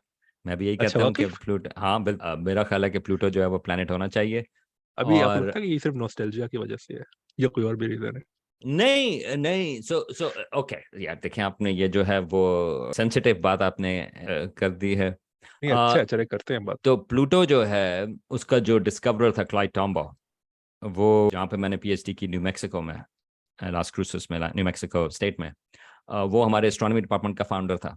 और जब मैं ग्रेजुएट स्कूल में था तो क्लाइड टॉम्बो वहाँ पर था, मेरी मुलाकात हुई उससे 1-2 दफ़ा। इनफैक्ट उसका इंतकाल जो है, आई थिंक इट वाज, कब वो था, 98 99 में, तो मैं वहाँ पर था, उसके जनाजे के ऊपर भी गए थे, या फ्यूनरल सर्विसेज जो है उसके ऊपर। ओके। तो ओके, तो ये तो एक इमोशनल चीज़ हो गई इमोशनल शायद। कनेक्शन, ठीक हाँ, है। जो कि आई थिंक इट्स वेरी इंपॉर्टेंट, क्योंकि साइंसदान जो होते हैं वो भी इंसान होते हैं, तो इमोशंस आर रियली पार्ट हाँ, ऑफ दैट। श्योर श्योर अच्छा, श्योर। मेरा आर्ग्यूमेंट क्या है? इंटरनेशनल एस्ट्रोनॉमिकल यूनियन जो है वो स्टेटस देती है किसी भी चीज़ का।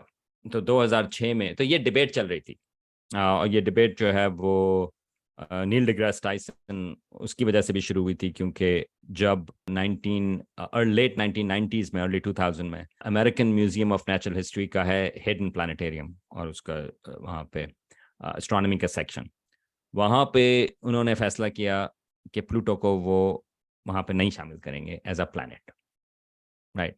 तो इसके ऊपर काफ़ी कंट्रोवर्सी हुई थी। तो इंस्टेड के वहाँ पर अगर आप जाएं वहाँ पे, तो आपको वहाँ पे एक छोटी सी प्लैक नजर आएगी जो कहेगी कि यहाँ पे प्लूटो क्यों नहीं है।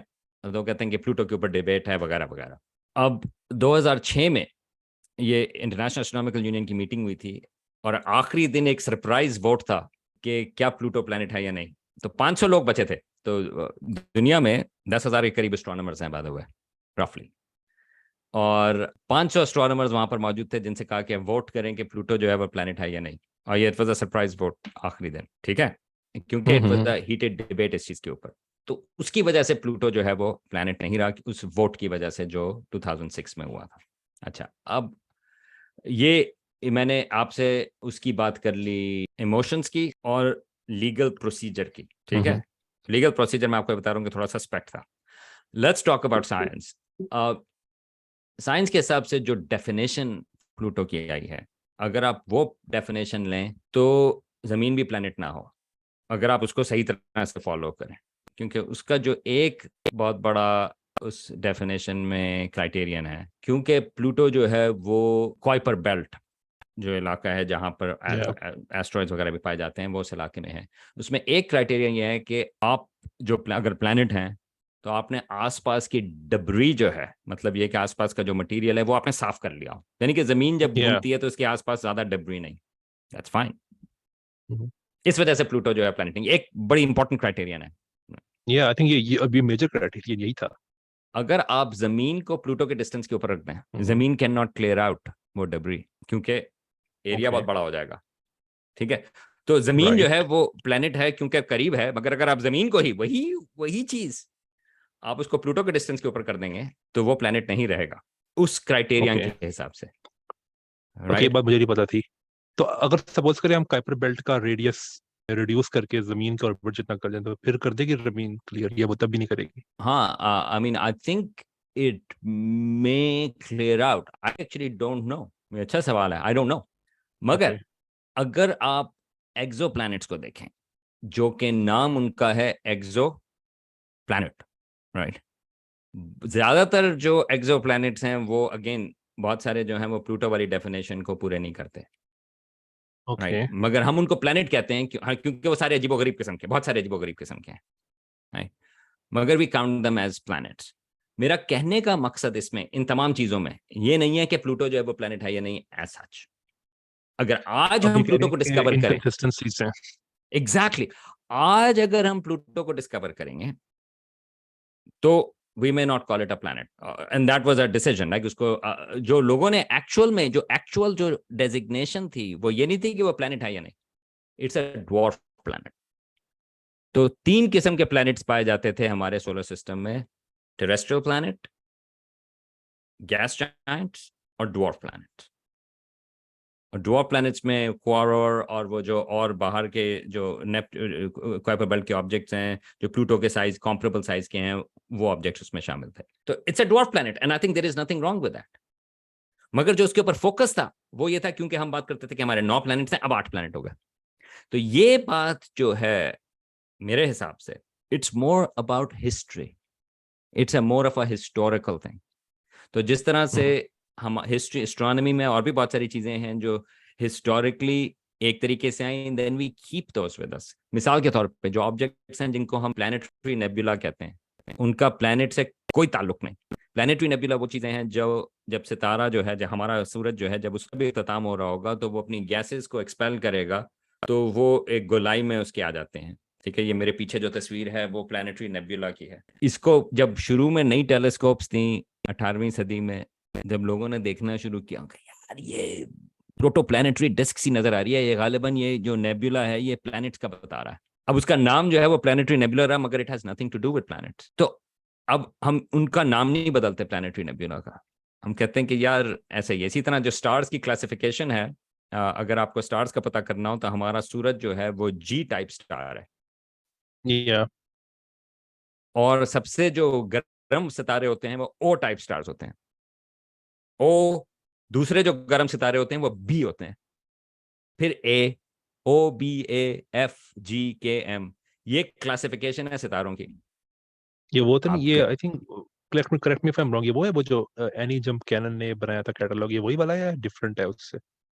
रिलेटेड टू दैट, वो जो कंप्यूटर्स थे उन्होंने ये चीज की थी, लेकिन मैं तो उसकी जा रहा हूँ कि क्यों इस वक्त अगर आप क्लासिफिकेशन देखें सितारों की, वो है ओ सबसे गर्म सितारे हैं ओ टाइप, बी, ए, और फिर एफ, जी, के, एम। आप कहेंगे यार ये बड़ा एस्ट्रोनॉमर्स जो है ना वो बड़ा काम करते हैं, देखें उन्होंने कितनी जबरदस्त उन्होंने क्लासिफिकेशन बनाई है। इसको याद करने के लिए यार निमोनिक यूज करते हैं, oh be a fine, girl और गाय, किस मी, ये जो एस्ट्रोनॉमी की ओके। पहली एस्ट्रोनॉमी की क्लास में यूज करते हैं। ठीक है, क्यों है इंटरेस्टिंग। ये? इसकी वजह यह है कि जब क्लासिफिकेशंस हो रही थी अर्ली 20th सेंचुरी में, तो लोग देख रहे थे कि हाइड्रोजन जो है, जो सबसे ज्यादा मटेरियल है सितारों के अंदर, वो सबसे प्रोमिनेंट लाइंस उसकी किसमें है। तो उन्होंने कहा कि हाइड्रोजन की सबसे प्रोमिनेंट लाइंस वो ए है, तो उन्होंने क्लासिफिकेशन बनाई A B C D E F G H, क्योंकि ख्याल ये था कि हाइड्रोजन सबसे इंपॉर्टेंट चीज है। अगर आप सितारे के अंदर देखें हाइड्रोजन सबसे इंपॉर्टेंट चीज है, तो अगर हाइड्रोजन की एब्जॉर्प्शन लाइन सबसे प्रोमिनेंट है तो वो ए है।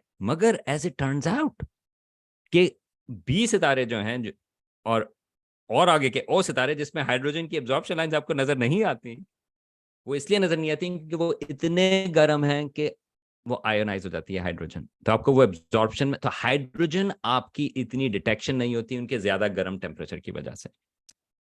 तो हाइड्रोजन लाइंस जो हैं as a classification of stars, it didn't make much sense. Temperature does. तो जब उन्होंने टेम्परेचर के हिसाब से क्लासिफाई किया तो ओ टाइप स्टार्स जो हैं वो सबसे पहले आते हैं, बी टाइप्स बाद में, ए टाइप्स बाद में, सो एंड सो फोर्थ। अब आप कहें कि यार ये तो अजीबो गरीब दकियानूसी किस्म की क्लासिफिकेशन है, उसको याद करने के लिए हमें निमोनिक करता है, हम उसको दोबारा से क्लासिफाई ABCD क्यों ना कर दें यार, कर दें। मगर कहते हैं कि नहीं, ये तो हिस्टोरिकल चीज है, ये तो उस तरह से आई थी, तो इसको हम छेड़ेंगे नहीं। आपको बुक्स रीराइट करनी पड़ेंगी आई थिंक काफी सारी, ये राइट। भी तो प्रॉब्लम है। और टेम्परेचर जो है नॉर्मली जो है वो एक और चीज है कि एस्ट्रोनॉमी में टेम्परेचर्स जो हैं दे गो बैकवर्ड्स। अगर आप एक्स और वाई एक्सिस बनाएं, ठीक है, ये हर्ट्ज-स्प्रिंग रसल डायग्राम, ये बहुत मशहूर डायग्राम है एस्ट्रोनॉमी या का, जो सितारों को सारा इस्तेमाल करता है। तो जो आपका एक्स एक्सिस है उसमें टेम्परेचर होता है एक्स एक्सिस पे, तो temperature goes higher towards the zero. ओ भाई, ये क्यों? ओके, ये इस क्लासिफिकेशन से इसका ताल्लुक है। ओके, ये मैं क्यों बता रहा हूं?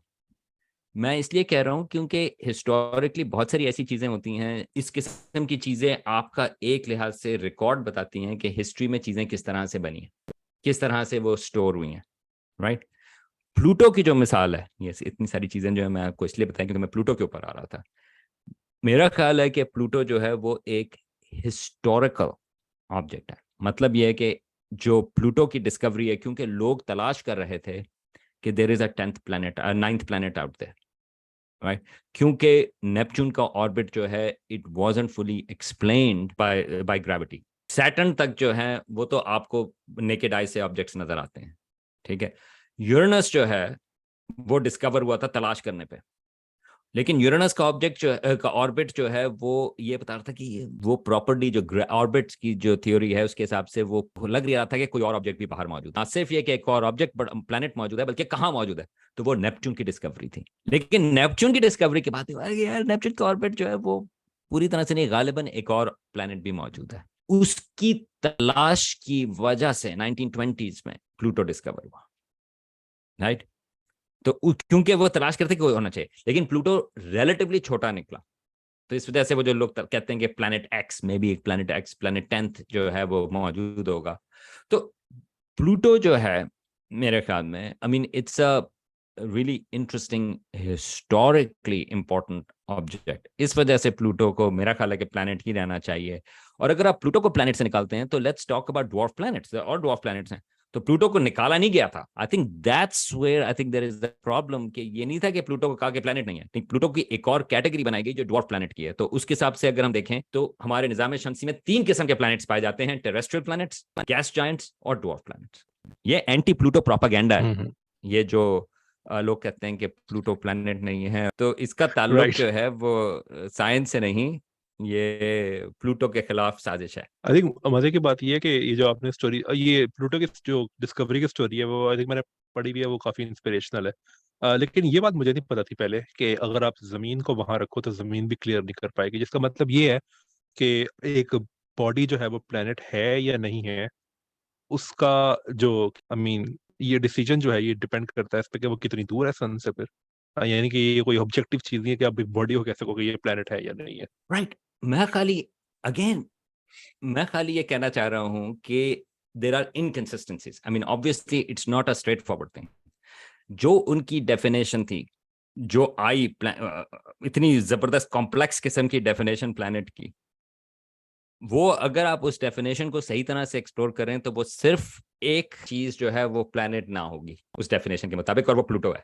वो जो डेफिनेशन थी, अगर आप उस डेफिनेशन के आप इनकंसिस्टेंसीज देखें तो it creates a lot of problems, खासतौर से क्योंकि अब 5,000 से ज्यादा एक्सो प्लैनेट्स दरियाफ्त हो चुके हैं। और हमें पता है कि वो तमाम बहुत सारे जो हैं वो बहुत मुख्तलिफ हैं, बहुत से अजीब व गरीब भी हैं, राइट।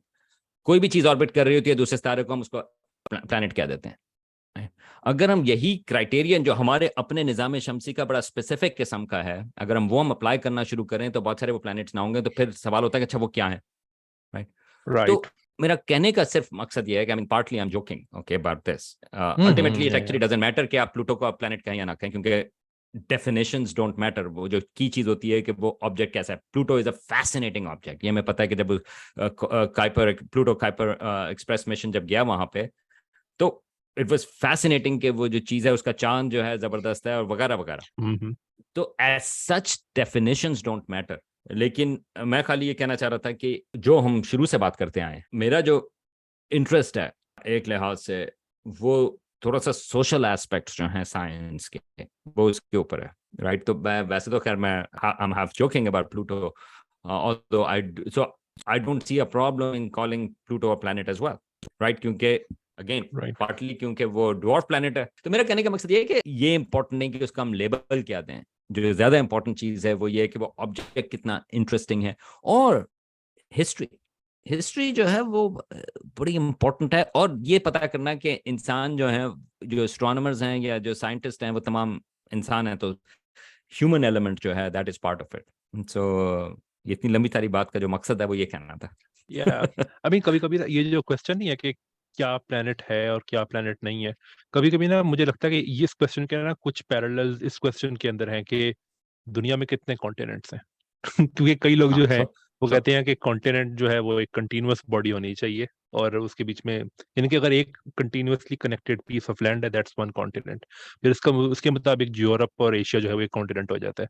लेकिन फिर कई भी लोग फिर भी लोग कहते हैं कि 7 कॉन्टिनेंट्स है, वो डिस्ट्रीब्यूशन बड़ी आर्बिट्रेरी से लगती है, राइट? तो उसमें भी आई थिंक हिस्टोरिकल कॉन्टेक्स्ट काफी ज्यादा जाता है उसके अंदर, कि वो एब्सोल्युटली। एशिया और यूरोप को different and does it continents मानते मैटर हैं। और नॉट, राइट? और कॉन्टिनेंट्स के सिलसिले में भी डज इट रियली मैटर कितने समुंदर हैं, कितने, वो लाइक ये यू नो, आई मीन एक ही है। ऑल ऑफ दीस एक थिंग्स, ही राइट? है। I mean like you no, तो दो समंदर हुए ना, कैस्पियन सी, नहीं जस्ट किडिंग, जो है वो ओ वही लाइक या ओके, या कैस्पियन दो हैं यानी कि दो, यस। लेकिन राइट, तो ये तमाम चीजें जो हैं, तो अल्टीमेटली जो एस्ट्रोनॉमर्स एक लिहाज से बात करते हैं वो ये था कि साइंस में ये लोगों को इंटरेस्ट कर देता है कि लोग जो हैं वो इस चीज में इंटरेस्टेड हो जाते हैं कि ये डिबेट हो रही है, तो that's fine.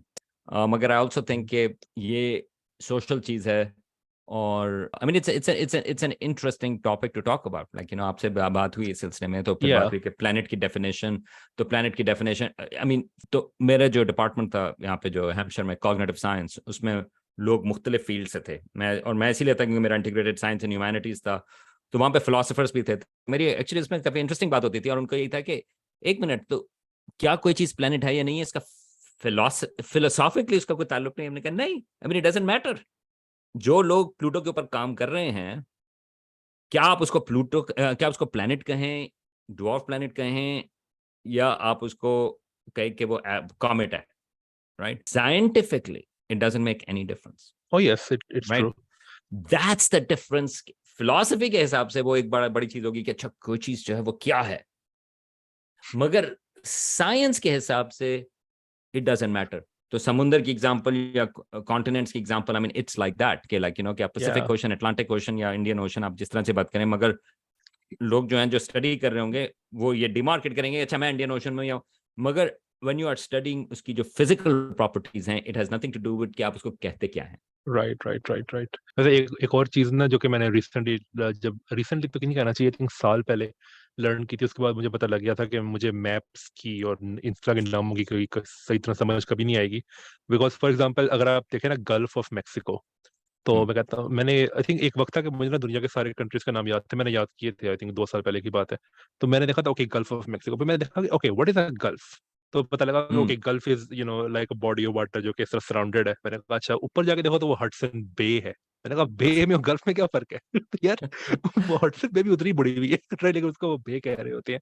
Bay of Bengal जो है वो ज्यादा बड़ी हुई है, लेकिन वो एक गल्फ है अफ्रीका के पास, वो उसको वो गल्फ कह रहे होते हैं। मैंने कहा यार ये किस तरह की डेफिनेशन है? तो उसके बाद मुझे समझ आ गया था कि ये सब्जेक्ट एटलीस्ट मेरे लिए नहीं है। राइट, तो ये डेफिनेशन वाली बात जो है। right. अच्छा, एक और चीज रिसेंटली ये यूक्लिड जो है ये भी लॉन्च हुआ था। तो इसमें क्या कहते हैं, एक तो अच्छा मुझे पहले लगा था कि ये सिर्फ डार्क मैटर के लिए लॉन्च हुआ है, लेकिन मुझे बाद में पता लगा कि डार्क मैटर वाली बात जो है इट्स जस्ट वन थिंग जो ये करता है। ये एक 3 डायमेंशनल आई थिंक मैप बना रहा है यूनिवर्स का। और आई थिंक एक ल्यूमिनस मैटर का भी फिर आई थिंक ये वो भी यूज करता है, वो जो क्या कहते हैं ग्रेविटेशनल लेंसिंग है, और फिर वो माइनस कर देता है उसको एक तरह से, अब जो ल्यूमिनस मैटर है, ताकि आपको डार्क मैटर सारा मिल जाए। तो मुझे पता नहीं कि इस तरह का कोई प्रोजेक्ट जो 3D मैप बनाए यूनिवर्स का, इस तरह का पहले कोई प्रोजेक्ट जो है वो गया है क्या, या ये पहला है इस तरह का? तो ये यूरोपियन मिशन है, और राइट। जो यूक्लिड है ये वहीं जाएगा जहाँ पे जेम्स वेब स्पेस टेलीस्कोप भी है। इस तो यूरोपियंस का ही एक और मिशन था, गाया, या है, ओ अच्छा, गाया। ओके। तो गाया जो मिशन है वो भी L2 के ऊपर ही है। ये जो यूक्लिड है इट्स वेरी सिमिलर डिजाइन के हिसाब से, मगर इसमें इंस्ट्रूमेंट्स फर्क है। तो गाया जो है उसने इसी किस्म की 3 डायमेंशनल मैपिंग की थी मगर सितारों की ओवरऑल, तो ये उसको बड़ा कर रहा है। लेकिन अगर आप तो 3 डायमेंशनल मैपिंग का क्या मतलब है? 3 डायमेंशनल मैपिंग का मतलब ये है कि आप ना सिर्फ डीप आप देख रहे हैं, मगर आपको डीप उन्हीं इंस्ट्रूमेंट्स के जरिए आप फासले भी पता करने हैं, right? That's how you can actually create, otherwise तो आपको 2 डायमेंशनल स्काई नजर आता है। तो अक्सर इस तरह से होता है, जिस तरह जेम्स वेब है या हबल है, they go very deep, right, they can look very deep, मगर यू डोंट नो कि ऑब्जेक्ट्स बीच में कहाँ पर हैं। उसके लिए आपको स्पेक्ट्रम चाहिए होता है, उसके लिए आपको डिस्टेंस मेजर करने के लिए आपको दूसरी चीज चाहिए होती है। द ओनली वन, हो सकता है कि कुछ और हो, मगर एक था स्लोन डिजिटल स्काई सर्वे, वो ग्राउंड बेस्ड। तो स्लोन जो था वो एक्चुअली न्यू मैक्सिको में था, जहाँ पे मैंने पीएचडी की, उसके करीबी टेलीस्कोप है, बल्कि मैंने उसके करीब वाली टेलीस्कोप काफी इस्तेमाल की थी। तो स्लोन जो है वो ऑटोमेटेड, वहाँ पे वो ऑटोमेटेड तो नहीं, लेकिन वो काम करता था सर्वे के लिए। वो ये कर रहा था क्योंकि वो स्पेक्ट्रम ले रहा था स्काई के हिसाब से। तो बहुत सारी गैलेक्सीज और उसके जो डिस्टेंसेज हैं, तो इमेजिंग और स्पेक्ट्रोस्कोपी, लाइक कॉन्स्टेंटली स्काई का, पूरे स्काई को उसने कवर किया। So that actually can give you 3 dimensional mapping. तो स्लोन डिजिटल स्काई सर्वे जो रिलेटिवली, अगेन गैलेक्सी के स्केल्स के हिसाब से, आई फॉरगॉट के उसकी जो डेप्थ कितनी है, मगर आई थिंक अगर हम लाइट ईयर्स के हिसाब से बात करें तो certainly I think within 1 billion light years, like I think it does it 500 million, I forgot, but redshift के हिसाब से तो मुझे याद है, ये forgot। तो स्लोन, आपको अगर 3 डायमेंशनल मैप बनाना है तो आपको स्पेक्ट्रम चाहिए ऑब्जेक्ट्स का, गैलेक्सीज का।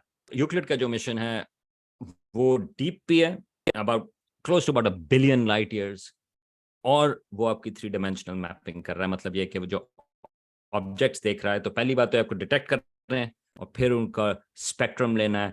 और ये मुश्किल काम है क्योंकि स्पेक्ट्रम जो है, आप बेसिकली आप एक ऑब्जेक्ट की लाइट को आप और ब्रेक डाउन कर रहे हैं, तो इसका specifically it's design to do that. अच्छा, एक और चीज मैंने आपसे बात करी इसके बारे में। अच्छा, ये एक एक मिशन के बारे में मुझे पता लगा था जो कि बड़ा मजेदार मिशन था। वेल, आई डोंट नो कि मिशन मजेदार था कि नहीं, लेकिन ये बन गया था मजेदार बिकॉज ऑफ एन एक्सीडेंट। और ये एक मिशन था लूसी मिशन, जो कि ट्रोजन एस्टेरॉइड्स के लिए आई थिंक उन्होंने लॉन्च किया था। और उसमें आई थिंक ये प्रॉब्लम हुआ था कि उसके दो आई थिंक पैनल्स थे, तो एक पैनल जो था वो खुला नहीं था। तो आई डोंट नो कि अभी इस तरह का अगर कोई प्रोजेक्ट हो जिसपे आई डोंट नो कि कितने उस पे बिलियन डॉलर लगे थे या कम लगे थे, लेकिन I am sure hundred of millions तो लगे होंगे उसके डॉलर। तो अगर इतने पैसे लगे हों और इस तरह का एक हादसा हो जाए, तो हाउ डू यू कोप? अभी कितना प्रेशर होता होगा आपके ऊपर? तो मैं आपको मिसाल सकता हूँ मार्स पोलर लैंडर की। ये एक मार्स का लैंडर था जो मार्स के पोल्स के ऊपर, वन ऑफ द पोल्स के ऊपर लैंड करता था।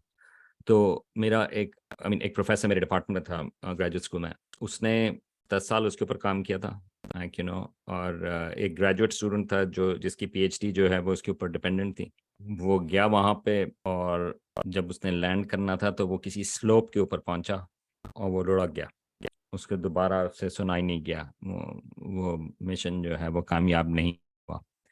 आई एक्चुअली डिस्टिंक्टली रिमेम्बर, मैं अगले दिन गया डिपार्टमेंट, तो मैंने देखा वो ऑफिस में ये जो प्रोफेसर है जिसने कई साल इसके ऊपर काम किया था, बैठा हुआ था ऑफिस में। मैंने कहा कि यार आई एम सॉरी। मुझे याद है कि उसकी जो शक्ल थी वो जिस तरह अगर किसी का इंतकाल हो गया हो वो उस तरह से बैठा था। कहता है कि क्या कर सकते हैं, that's part part of science. और obviously you are not just working on one thing, आपकी और भी चीजें होती हैं, लेकिन दैट्स योर प्राइमरी थिंग। और जो ग्रेजुएट स्टूडेंट था जिसने काम करना था उसके डेटा के ऊपर, तो या he had to figure out कि अब और क्या करना है। और so he did get his PhD, और उसने दूसरे और चीजों के ऊपर काम किया। मगर this is part of science. ये नैनोग्राफ की जब बात हुई है, although there not in space, मगर देखें 15 साल का डेटा अब जाके रिलीज हुआ। ये जो चीजें होती हैं दे आर अनबिलीवेबली, ये रिस्की है। लोग काम करते हैं सालों, 8 साल 10 साल। ये जो यूरोपा क्लिपर मिशन है या ये जो जूस मिशन है, इसके ऊपर लोग आज तो काम करना नहीं शुरू किया, आज से 5 साल पहले काम कर रहे थे, तो अब वो लॉन्च हुआ है। फिर आप इंतजार कर रहे होंगे, इतनी देर में इंतजार कर रहे हैं आप, और भी चीजें कर रहे हैं आप। ये जो जूस मिशन है बाय द वे जिसका जिक्र आया था, उसका भी एंटेना जो है वो फंस गया था। उसकी भी एक पैनल जो है वो फंस गई थी, और तो फिर उसके दूसरे तरीके होते हैं कि अच्छा। क्या वो करें। तो वो इवेंचुअली जो है वो खुल गया। कोशिश होती है कि उसको सूरज की तरफ करें, उसको गर्म करें, उसको ठंडा करें, उसको हिलाएं। अब इंडिया का तो अभी दूसरा चंद्रयान 3 तो अभी लॉन्च हुआ है, मगर चंद्रयान 2 जो है वो फेल हो गया था। या तो this is part of science, और उसी से आप सीखते हैं। मगर क्या किस तरह से कोप करते हैं, उसी तरह से जिस तरह से कोई भी बड़ा लॉस होता है, इस किस्म की चीजें कोप करनी पड़ती हैं। तो मेरे लिहाज से एस्ट्रोनॉमी में बहुत छोटी मिसाल है उस हिसाब से, लेकिन टेलीस्कोप का जो रातें हैं वो बड़ी मुश्किल से मिलती हैं, और आपको 2 3 4 रातें मिली। तो मुझसे था, मेरा ज़्यादातर काम जो था वो चिली में था, चिली में जो टेलीस्कोप है। और मुझे याद है गए वहाँ पे, और 4 दिन जो है वो बर्फ़ में बैठे रहे, कोई ऑब्जर्वेशन नहीं हुई, वापस आ गए। अब अगली दफ़ा जो है आप अप्लाई करेंगे, उसका टाइम मिलेगा 1 साल के बाद, अब आपके पास डेटा नहीं। थ्योरेटिकल फिजिक्स में ये हो सकता है कि ठीक है आप एक बहुत लंबी कैलकुलेशन कर रहे हो, लेकिन कितना टाइम आपका लगेगा पेन उसको टूट करने गया, में? अगर आपका पेन टूट गया, पेन की इंक खत्म हो गई। नहीं नहीं, वो ओके, नहीं वो इतना प्रॉब्लम नहीं है, लेकिन वो कई दफा होता है ना कि वो कई दफा वो कंप्यूटर्स के यूज करके कर रहे होते हैं, वो प्रोग्राम बहुत देर तक चला है, ओके, बट आई थिंक महीना लग जाएगा, 2 महीने लग जाएंगे, लेकिन यहाँ तो सालों लगते हैं। और दूसरी बात ये है यस। कि ओके, थ्योरी में भी पैसे लगते हैं, लेकिन एक्सपेरिमेंट्स में सीरियस मनी इन्वॉल्व है, तो उसमें ये भी होता है कि फंडिंग एब्सोल्युटली। जो है वो दोबारा नहीं मिलेगी। तो या वहाँ पे एब्सोल्युटली। काफी ज्यादा प्रेशर है एज कम्पेयर टू थ्योरी। बहुत मशहूर फिजिक्स का जो केस है, वो जो अमेरिका की कैंसलेशन थी, क्या कहलाता था, super collider. Super conducting super collector. हाँ, आई मीन या that was a big deal 1990s में, अर्ली 90s में। बहुत सारे लोग जो हैं वो उसके ऊपर डिपेंडेंट थे, पीएचडीज आ रही थी इसके ऊपर। ये जो वजह है कि इस वक्त सर्न जो है that is the main collider इस दुनिया में इस वक्त, लाइक और अमेरिका की फिजिक्स जो है that doesn't have it, right. That was the argument, क्योंकि कहा था कि देखें फिर अमेरिका की जो फिजिक्स है वो थोड़ी पीछे रह जाएगी। Mean there are other conductors है, लाइक या फर्मी लैब है, स्टैनफोर्ड में है, या मगर या super conducting super collider was supposed to be the one, जो सर्न में एक लिहाज से, लार्ज हेड्रॉन कोलाइडर जो एक लिहाज से, I mean like that was supposed to be उससे बिफोर। भी तो या उससे भी बड़ा था वो। आई थिंक वो हाँ, LHC जो है आई थिंक 27 किलोमीटर है, और जो वो ये था ये 60 माइल्स था। That's much right. Bigger than 27 kilometres. I think अगर वो हो जाता तो आई थिंक 90s में ही हिग्स बोसॉन डिस्कवर हो जाना था, राइट। तो चीज़ें काफ़ी डिफरेंट हो सकती थी। अच्छा, एक लास्ट जो टॉपिक है ना जिसमें मैंने बात करनी थोड़ी सी, वो ये है कि आप जब एक वीडियो जो प्लान करते हैं, उसमें रिसर्च वगैरह और एडिटिंग वगैरह मिला के कितना टाइम लगता है एक वीडियो करने में, अगर रिसर्च का टाइम आप मिला लें? कुछ लोग होते हैं ना, उन्होंने अपनी टीम ऑफ एडिटर्स या टीम ऑफ रिसर्चर्स भी रखे होते हैं, तो आपके केस में ऐसा है क्या? यार अगर मिल जाए टीम तो मुझे भी भेज दीजिएगा। नहीं, मैं पूछ रहा हूँ बस ऐसे डिपेंड करता है। कुछ टॉपिक्स हैं जिसमें I am more familiar with, I mean मेरी अगर गैलेक्सीज के ऊपर हो जनरली, इवन स्टार्स, मगर खासतौर से गैलेक्सी वगैरह के ऊपर, तो I mean that's much easier for me. लेकिन cosmology is harder. It depends कि कौन सा टॉपिक है, हाउ फेमिलियर आई एम। मगर कोई भी टॉपिक होता है, आई वुड से कि टोटल साइकिल जो है यूजुअली 1 हफ्ते का होता है, in which क्योंकि it's not just about research, right. I mean जो मेरे वीडियोस होते हैं, आई मीन मैं उसमें कोशिश ये होती है कि we don't just talk about facts, right. Facts जो हैं, मेरा जहाँ तक ख्याल है, जो बेसिक इंफॉर्मेशन है वो हर एक के पास अवेलेबल है, आपको आराम से मिल जाएगी, राइट। आप यूट्यूब के ऊपर भी मिल जाएगी, आपको रिटन फॉर्म में भी मिल जाएगी। क्वेश्चन ये है कि what story can you tell from that news item, या राइट। या या तो उसके लिए टाइम लगता है थोड़ा सा, क्योंकि अगर किसी भी चीज की कोई sort of like एक बेसिक फैक्ट्स हैं जो नई खबर आई, okay, so you can actually do that, मगर it takes time to figure out कि उसके अराउंड नैरेटिव क्या होगा, कहानी स्टोरी कौन सी होगी which will connect those threads. And for that actually I do often times have to do research के ये चेक करें कि उसके साथ इंटरेस्टिंग चीज क्या है, क्या आप ऐड कर सकते हैं जो शायद लोगों को ना पता हो, राइट। तो मेरी कोशिश ये होती है कि वीडियोस जो हैं वो उन लोगों के लिए भी हों जिनको एस्ट्रोनॉमी का नहीं पता, और उन लोगों के लिए भी हों जिनको एस्ट्रोनॉमी का काफ़ी पता है, राइट। तो अगर अगर आपको एस्ट्रोनॉमी का काफ़ी पता है, तो I would like to bring in some elements जो आपके लिए सरप्राइजिंग हो। तो obviously for me oftentimes, I mean, history is one component, like, you know, so I try to bring in कि अगर किसी भी डिस्कवरी की बात हो रही है तो चलो थोड़ा सा उसका हिस्टोरिकल कॉन्टेक्स्ट शायद लोगों को ना पता हो। गैमा रे बर्स्ट के ऊपर मैंने रिसेंटली बनाया था, तो सो उसकी जो शुरुआत थी, आई फोकस्ड ऑन के उसकी ओरिजिन्स जो हैं गैमा रे बर्स्ट डिटेक्शन की, वो कोल्ड वॉर के ऊपर है, क्योंकि न्यूक्लियर डिटेक्शन, न्यूक्लियर टेस्ट को डिटेक्ट करने के लिए स्पाई सैटेलाइट से जो गैमा रेस को डिटेक्ट कर रहे थे, और उनको जमीन की बजाय गैमा रेस की बजाय वो बाहर से मिल रहे थे, राइट। तो I spend some time actually talking about that. तो होपफुली जिन लोगों को गैमा रेज हाइपरनोवा के बारे में पता है, मे बी उनको ये ना पता हो कि उसकी जो है ओरिजिन्स क्या है, पे कोल्ड वॉर की context and so fourth, right. तो उसमें अक्सर थोड़ा सा टाइम लगता है कि उसका जो ढांचा है वो किस तरह से बनेगा। सो दैट्स, और उसमें फिर उसको रिफाइन करना और फिर उसकी आउटलाइन बनाना and so forth. So overall process usually it's about a week, मगर it can be shorter too, depend करता है कौन सा टॉपिक है। कभी कभार you have to react very quick. तो कुछ क्रिएटर्स जो होते हैं वो ये करते हैं कि वो रिसर्च आई थिंक 4-5 वीडियोस की कर लेते हैं और 4-5 वीडियो एक साथ शूट कर देते हैं और बाद में फिर आहिस्ता आहिस्ता एडिट करके रिलीज कर देते हैं। आपने कभी किया है ऐसे? की ख्वाहिश है, ये मेरी जिंदगी की ख्वाहिश है, मगर आज तक कभी ऐसा नहीं हुआ। क्योंकि अच्छा। आई डोंट नो यार, आई मीन इट्स दो चीज़ें हैं। एक तो ये है कि I do like to do timely stuff, मतलब ये अगर कोई खबर आती है so I react to it, okay so what is happening right now, या इट्स रेयरली द केस कि आपको पता हो कि 4 महीने के बाद या 4 हफ्ते के बाद आपने कौन सा वीडियो बनाना है। Bye the way, it has never happened कि मैंने कोई वीडियो बनाया ओके। हो जो 3-4 हफ्ते, चाहे इंटरव्यू से करता हूँ दैट कैन गो, मगर नॉट फॉर गपशप, राइट। दूसरी चीज ये है कि या I mean I would love to do that, मगर समहाउ मेरी टाइम मैनेजमेंट की वजह से, I mean I think I am doing it at the last minute in that sense, right? Like, you know, plus energy wise, I mean, I don't think I can do 3-4 videos together. I mean, it's too draining, record karna, it's too likhna, draining. and you look, you know, so मुझे याद है एक दफ़ा मैंने 4 lectures एक साथ 5 lecture एक साथ रिकॉर्ड किए थे और इसमें से एक लेक्चर जो था 1 घंटे का था और उसके बाद मैं सोया था तो मुझे लग रहा था कि मेरा थ्रोट जो है वो है ही नहीं। right, right. राइट कि And you want बोल to be बोल fresh, बोला right? था। It would look good कि अगर आप fresh हो, आपकी आवाज सही हो, आपका mood सही हो, like, you know, and so on and so forth. हाँ, I mean, you are doing lectures, so I mean, that's a hard thing. उसको ये आई मीन लेक्चर्स हो सकते हैं एक साथ रिकॉर्ड क्योंकि आई मीन मुझे काइंड ऑफ पहले ही पता है कि क्या करना है, लेकिन ये आई मीन जिस तरह की वीडियोस आप बना रहे हैं आई थिंक वो ज़्यादा बेहतर है कि आप एक साथ ना शूट करो। अब कुछ लोग करते हैं आई मीन लोगों का डिफरेंट सिस्टम होता है तो कुछ हाँ लोग करते हैं एक साथ शूट। एक और चीज़, अच्छा तो आप ये कह रहे थे कि आप ज़्यादातर जो वीडियोस करते हैं वो न्यूज़ पे बेस्ड होती हैं, यानी कि कोई अगर न्यूज़ आई है किसी खास पर्टिकुलर टॉपिक के ऊपर तो उसके ऊपर करते हैं, ये आप कह रहे हैं?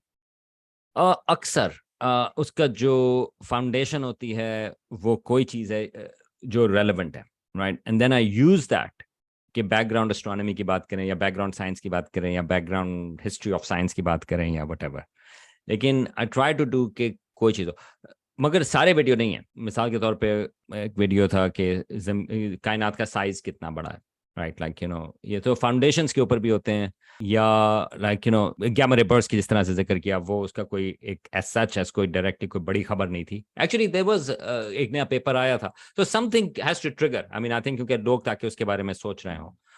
ओकेजनली बिग बैंग के एविडेंस क्या है, वीडियो ऑन दैट, या बिग बैंग से पहले क्या था। तो कुछ ऐसे वीडियोस हैं जो लोग बेइंतहा सवाल पूछते हैं, तो उसके सिलसिले में कि चलो ये आ गया, once it's made then you can actually refer to there. So occasionally वैसे वीडियोस होते हैं, लेकिन नॉर्मली मैं कोशिश ये करता हूँ कि कोई चीज़ नए से रिलेटेड हो, ताकि फिर आप रेफर भी कर सकते हैं कि कोई पेपर छपा है, तो if somebody wants to go deeper they can go deeper and so forth. I see. So वैसे ये जो साइंस कम्युनिकेशन है उसमें एक बहुत बड़ा जो चैलेंज हो सकता है, हमेशा नहीं होता लेकिन कई दफ़ा होता है, वो ये है कि आपने जो पॉपुलर ऑडियंस है उसको अगर हो सकता है कि कोई कॉम्प्लिकेटेड कॉन्सेप्ट एक्सप्लेन करना हो, तो अभी तक जितने आपने वीडियोस की हैं उसमें सबसे मुश्किल कौन सी चीज़ लगी आपको पॉपुलर ऑडियंस को एक्सप्लेन करना, या एक से ज़्यादा अगर लगी हैं तो जो टॉप पे हैं तो वो बता सकते हैं? हाँ, आई मीन मेरा जहाँ तक ख्याल है कि ये जो चीज़ें थी अबाउट ब्लैक होल का जो इमेज था, for example, I mean I think वो जो इवेंट होराइजन का इमेज था, I think that was tricky. फिर मैंने तो क्या एक और ट्रिकी लगा आपको? क्योंकि आप, पहले बात तो यह है कि आपको जनरल थ्योरी को एक्सप्लेन करना पड़ता है, which is fine, general theory को आप कर सकते हैं, लाइक यू नो उसके टूल्स है, यू नो के एनालॉजीज वगैरह के जरिए। लेकिन वो जो इमेज था वो क्या है, राइट? आप क्या देख क्या रहे हैं? क्योंकि लोगों का ख्याल होता है कि अच्छा वो ब्लैक होल की तस्वीर ली है। वेल एक्चुअली उसमें ब्लैक होल की तस्वीर नहीं ली, उसमें जो है वो ब्लैक होल का जो साया है वो उसकी तस्वीर आई। लेकिन गोल क्यों है? वेल क्योंकि जिस तरह से उसके करीब जो फोटॉन्स हैं वो उसके गिर्द से जहां से आ रहे हैं, तो कौन से हमारी डायरेक्शन में आ रहे हैं ये उसकी तरह। तो एज यू कैन ऑलरेडी सी कि जो फाउंडेशनल रिजल्ट है उसकी काफी कॉम्प्लिकेटेड साइंस है उसके पीछे। ज्यादा आसानी होगी कि अगर आप ये कहें कि वो आप क्रिशन डिस्क देख रहे हैं या कोई और चीज देख रहे हैं, तो वो कॉम्प्लिकेटेड हो जाती है। इसी तरह से मैंने भी जिक्र किया था हमारी कायनात के साइज के बारे में। That's a complicated video. उसके लिए actually I had to spend quite a bit time actually figuring it out, क्योंकि हमें नहीं पता कि हमारी कायनात जो है वो फाइनाइट है या इन्फिनिट है, राइट? वाह, ये कहना ही ऑलरेडी बहुत कॉम्प्लिकेटेड चीज हो जाती है। तो फिर हमारी कायनात शुरू भी बिग बैंग से हुई थी, यस, लेकिन हमें ये नहीं पता कि वो बिग बैंग जो है वो फाइनाइट जगह पे हुई थी कि इन्फिनिट जगह पे हुई थी। It doesn't make any sense, right? तो इन्फिनिट द कॉन्सेप्ट जो है, that's a very hard concept. और अगर आप इन्फिनिट उसमें बात कर रहे हैं कि तो हमारी लोकलाइज्ड बिग बैंग थी, so and so for, you can see के अगर आपने ऑलरेडी बिग बैंग का कॉन्सेप्ट इट्स कॉम्प्लिकेटेड कि किस तरह से हुई, एक्सट्रीम कंडीशंस थी, अब आपने ये कर दिया कि बिग बैंग एक जगह पर कहाँ हुई थी, तो ये बहुत कॉमन सवाल होता है कहाँ हुई थी। वाल ये हर जगह हुई थी, ओके, मगर शुरू में जो है हमारी कायनात जो है वो ज्यादा डेंस थी, ओके, तो फिर एक पॉइंट है नहीं, क्योंकि ये भी है कि बिग बैंग जो है वो एक्चुअली इन्फिनिट पॉइंट्स भी हो सकते हैं, हमें पता नहीं कि वो फाइनाइट पॉइंट है कि इन्फिनिट पॉइंट है। आई सी। सो यू तो कैन, ये आई थिंक इसमें एक ये भी होता है कि बिग बैंग से पहले क्या था। ये भी हाँ, एक बहुत तो so all of these famous things, सवाल है। राइट? सो ये तो that's a very very hard concepts के जब आप खासतौर से आप इन्फिनिटीज की बात करें या ना पता होना, पता नहीं, तो ये as a scientist we are more comfortable by saying कि यार हमें नहीं पता।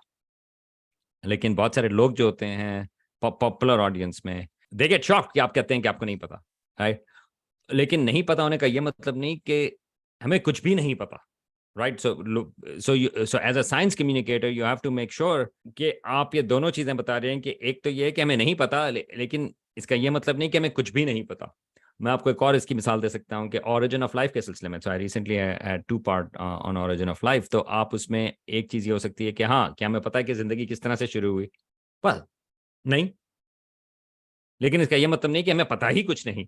नहीं, बहुत सारे बहुत अच्छे आइडियाज हैं कि किस तरह से जिंदगी शुरू हुई हो, लेकिन हमें ये नहीं पता कि कौन सा पैथ जो है इस वक्त वो जिंदगी ने लिया। तो as a science communicator you are aware of, अगर मैं खाली ये कहूं कि यार ये तो किसी को नहीं पता कि जिंदगी किस तरह से शुरू हुई, तो आई ऑल्सो नो कि बहुत सारे लोगों का ख्याल ये होगा कि ये तो अनसॉल्वेबल प्रॉब्लम है, साइंसदानों को कुछ पता ही नहीं। नहीं, साइंसदानों को बहुत पता है इस सिलसिले में। वेल आई होप कि ये worst case scenario, I mean ये वर्स्ट केस सिनेरियो नहीं है, वर्स्ट केस सिनेरियो ये है कि इनको नहीं पता, चलो मैं थ्योरी बनाता हूँ अपनी अब वो तो खैर एक अलग ही कार्य।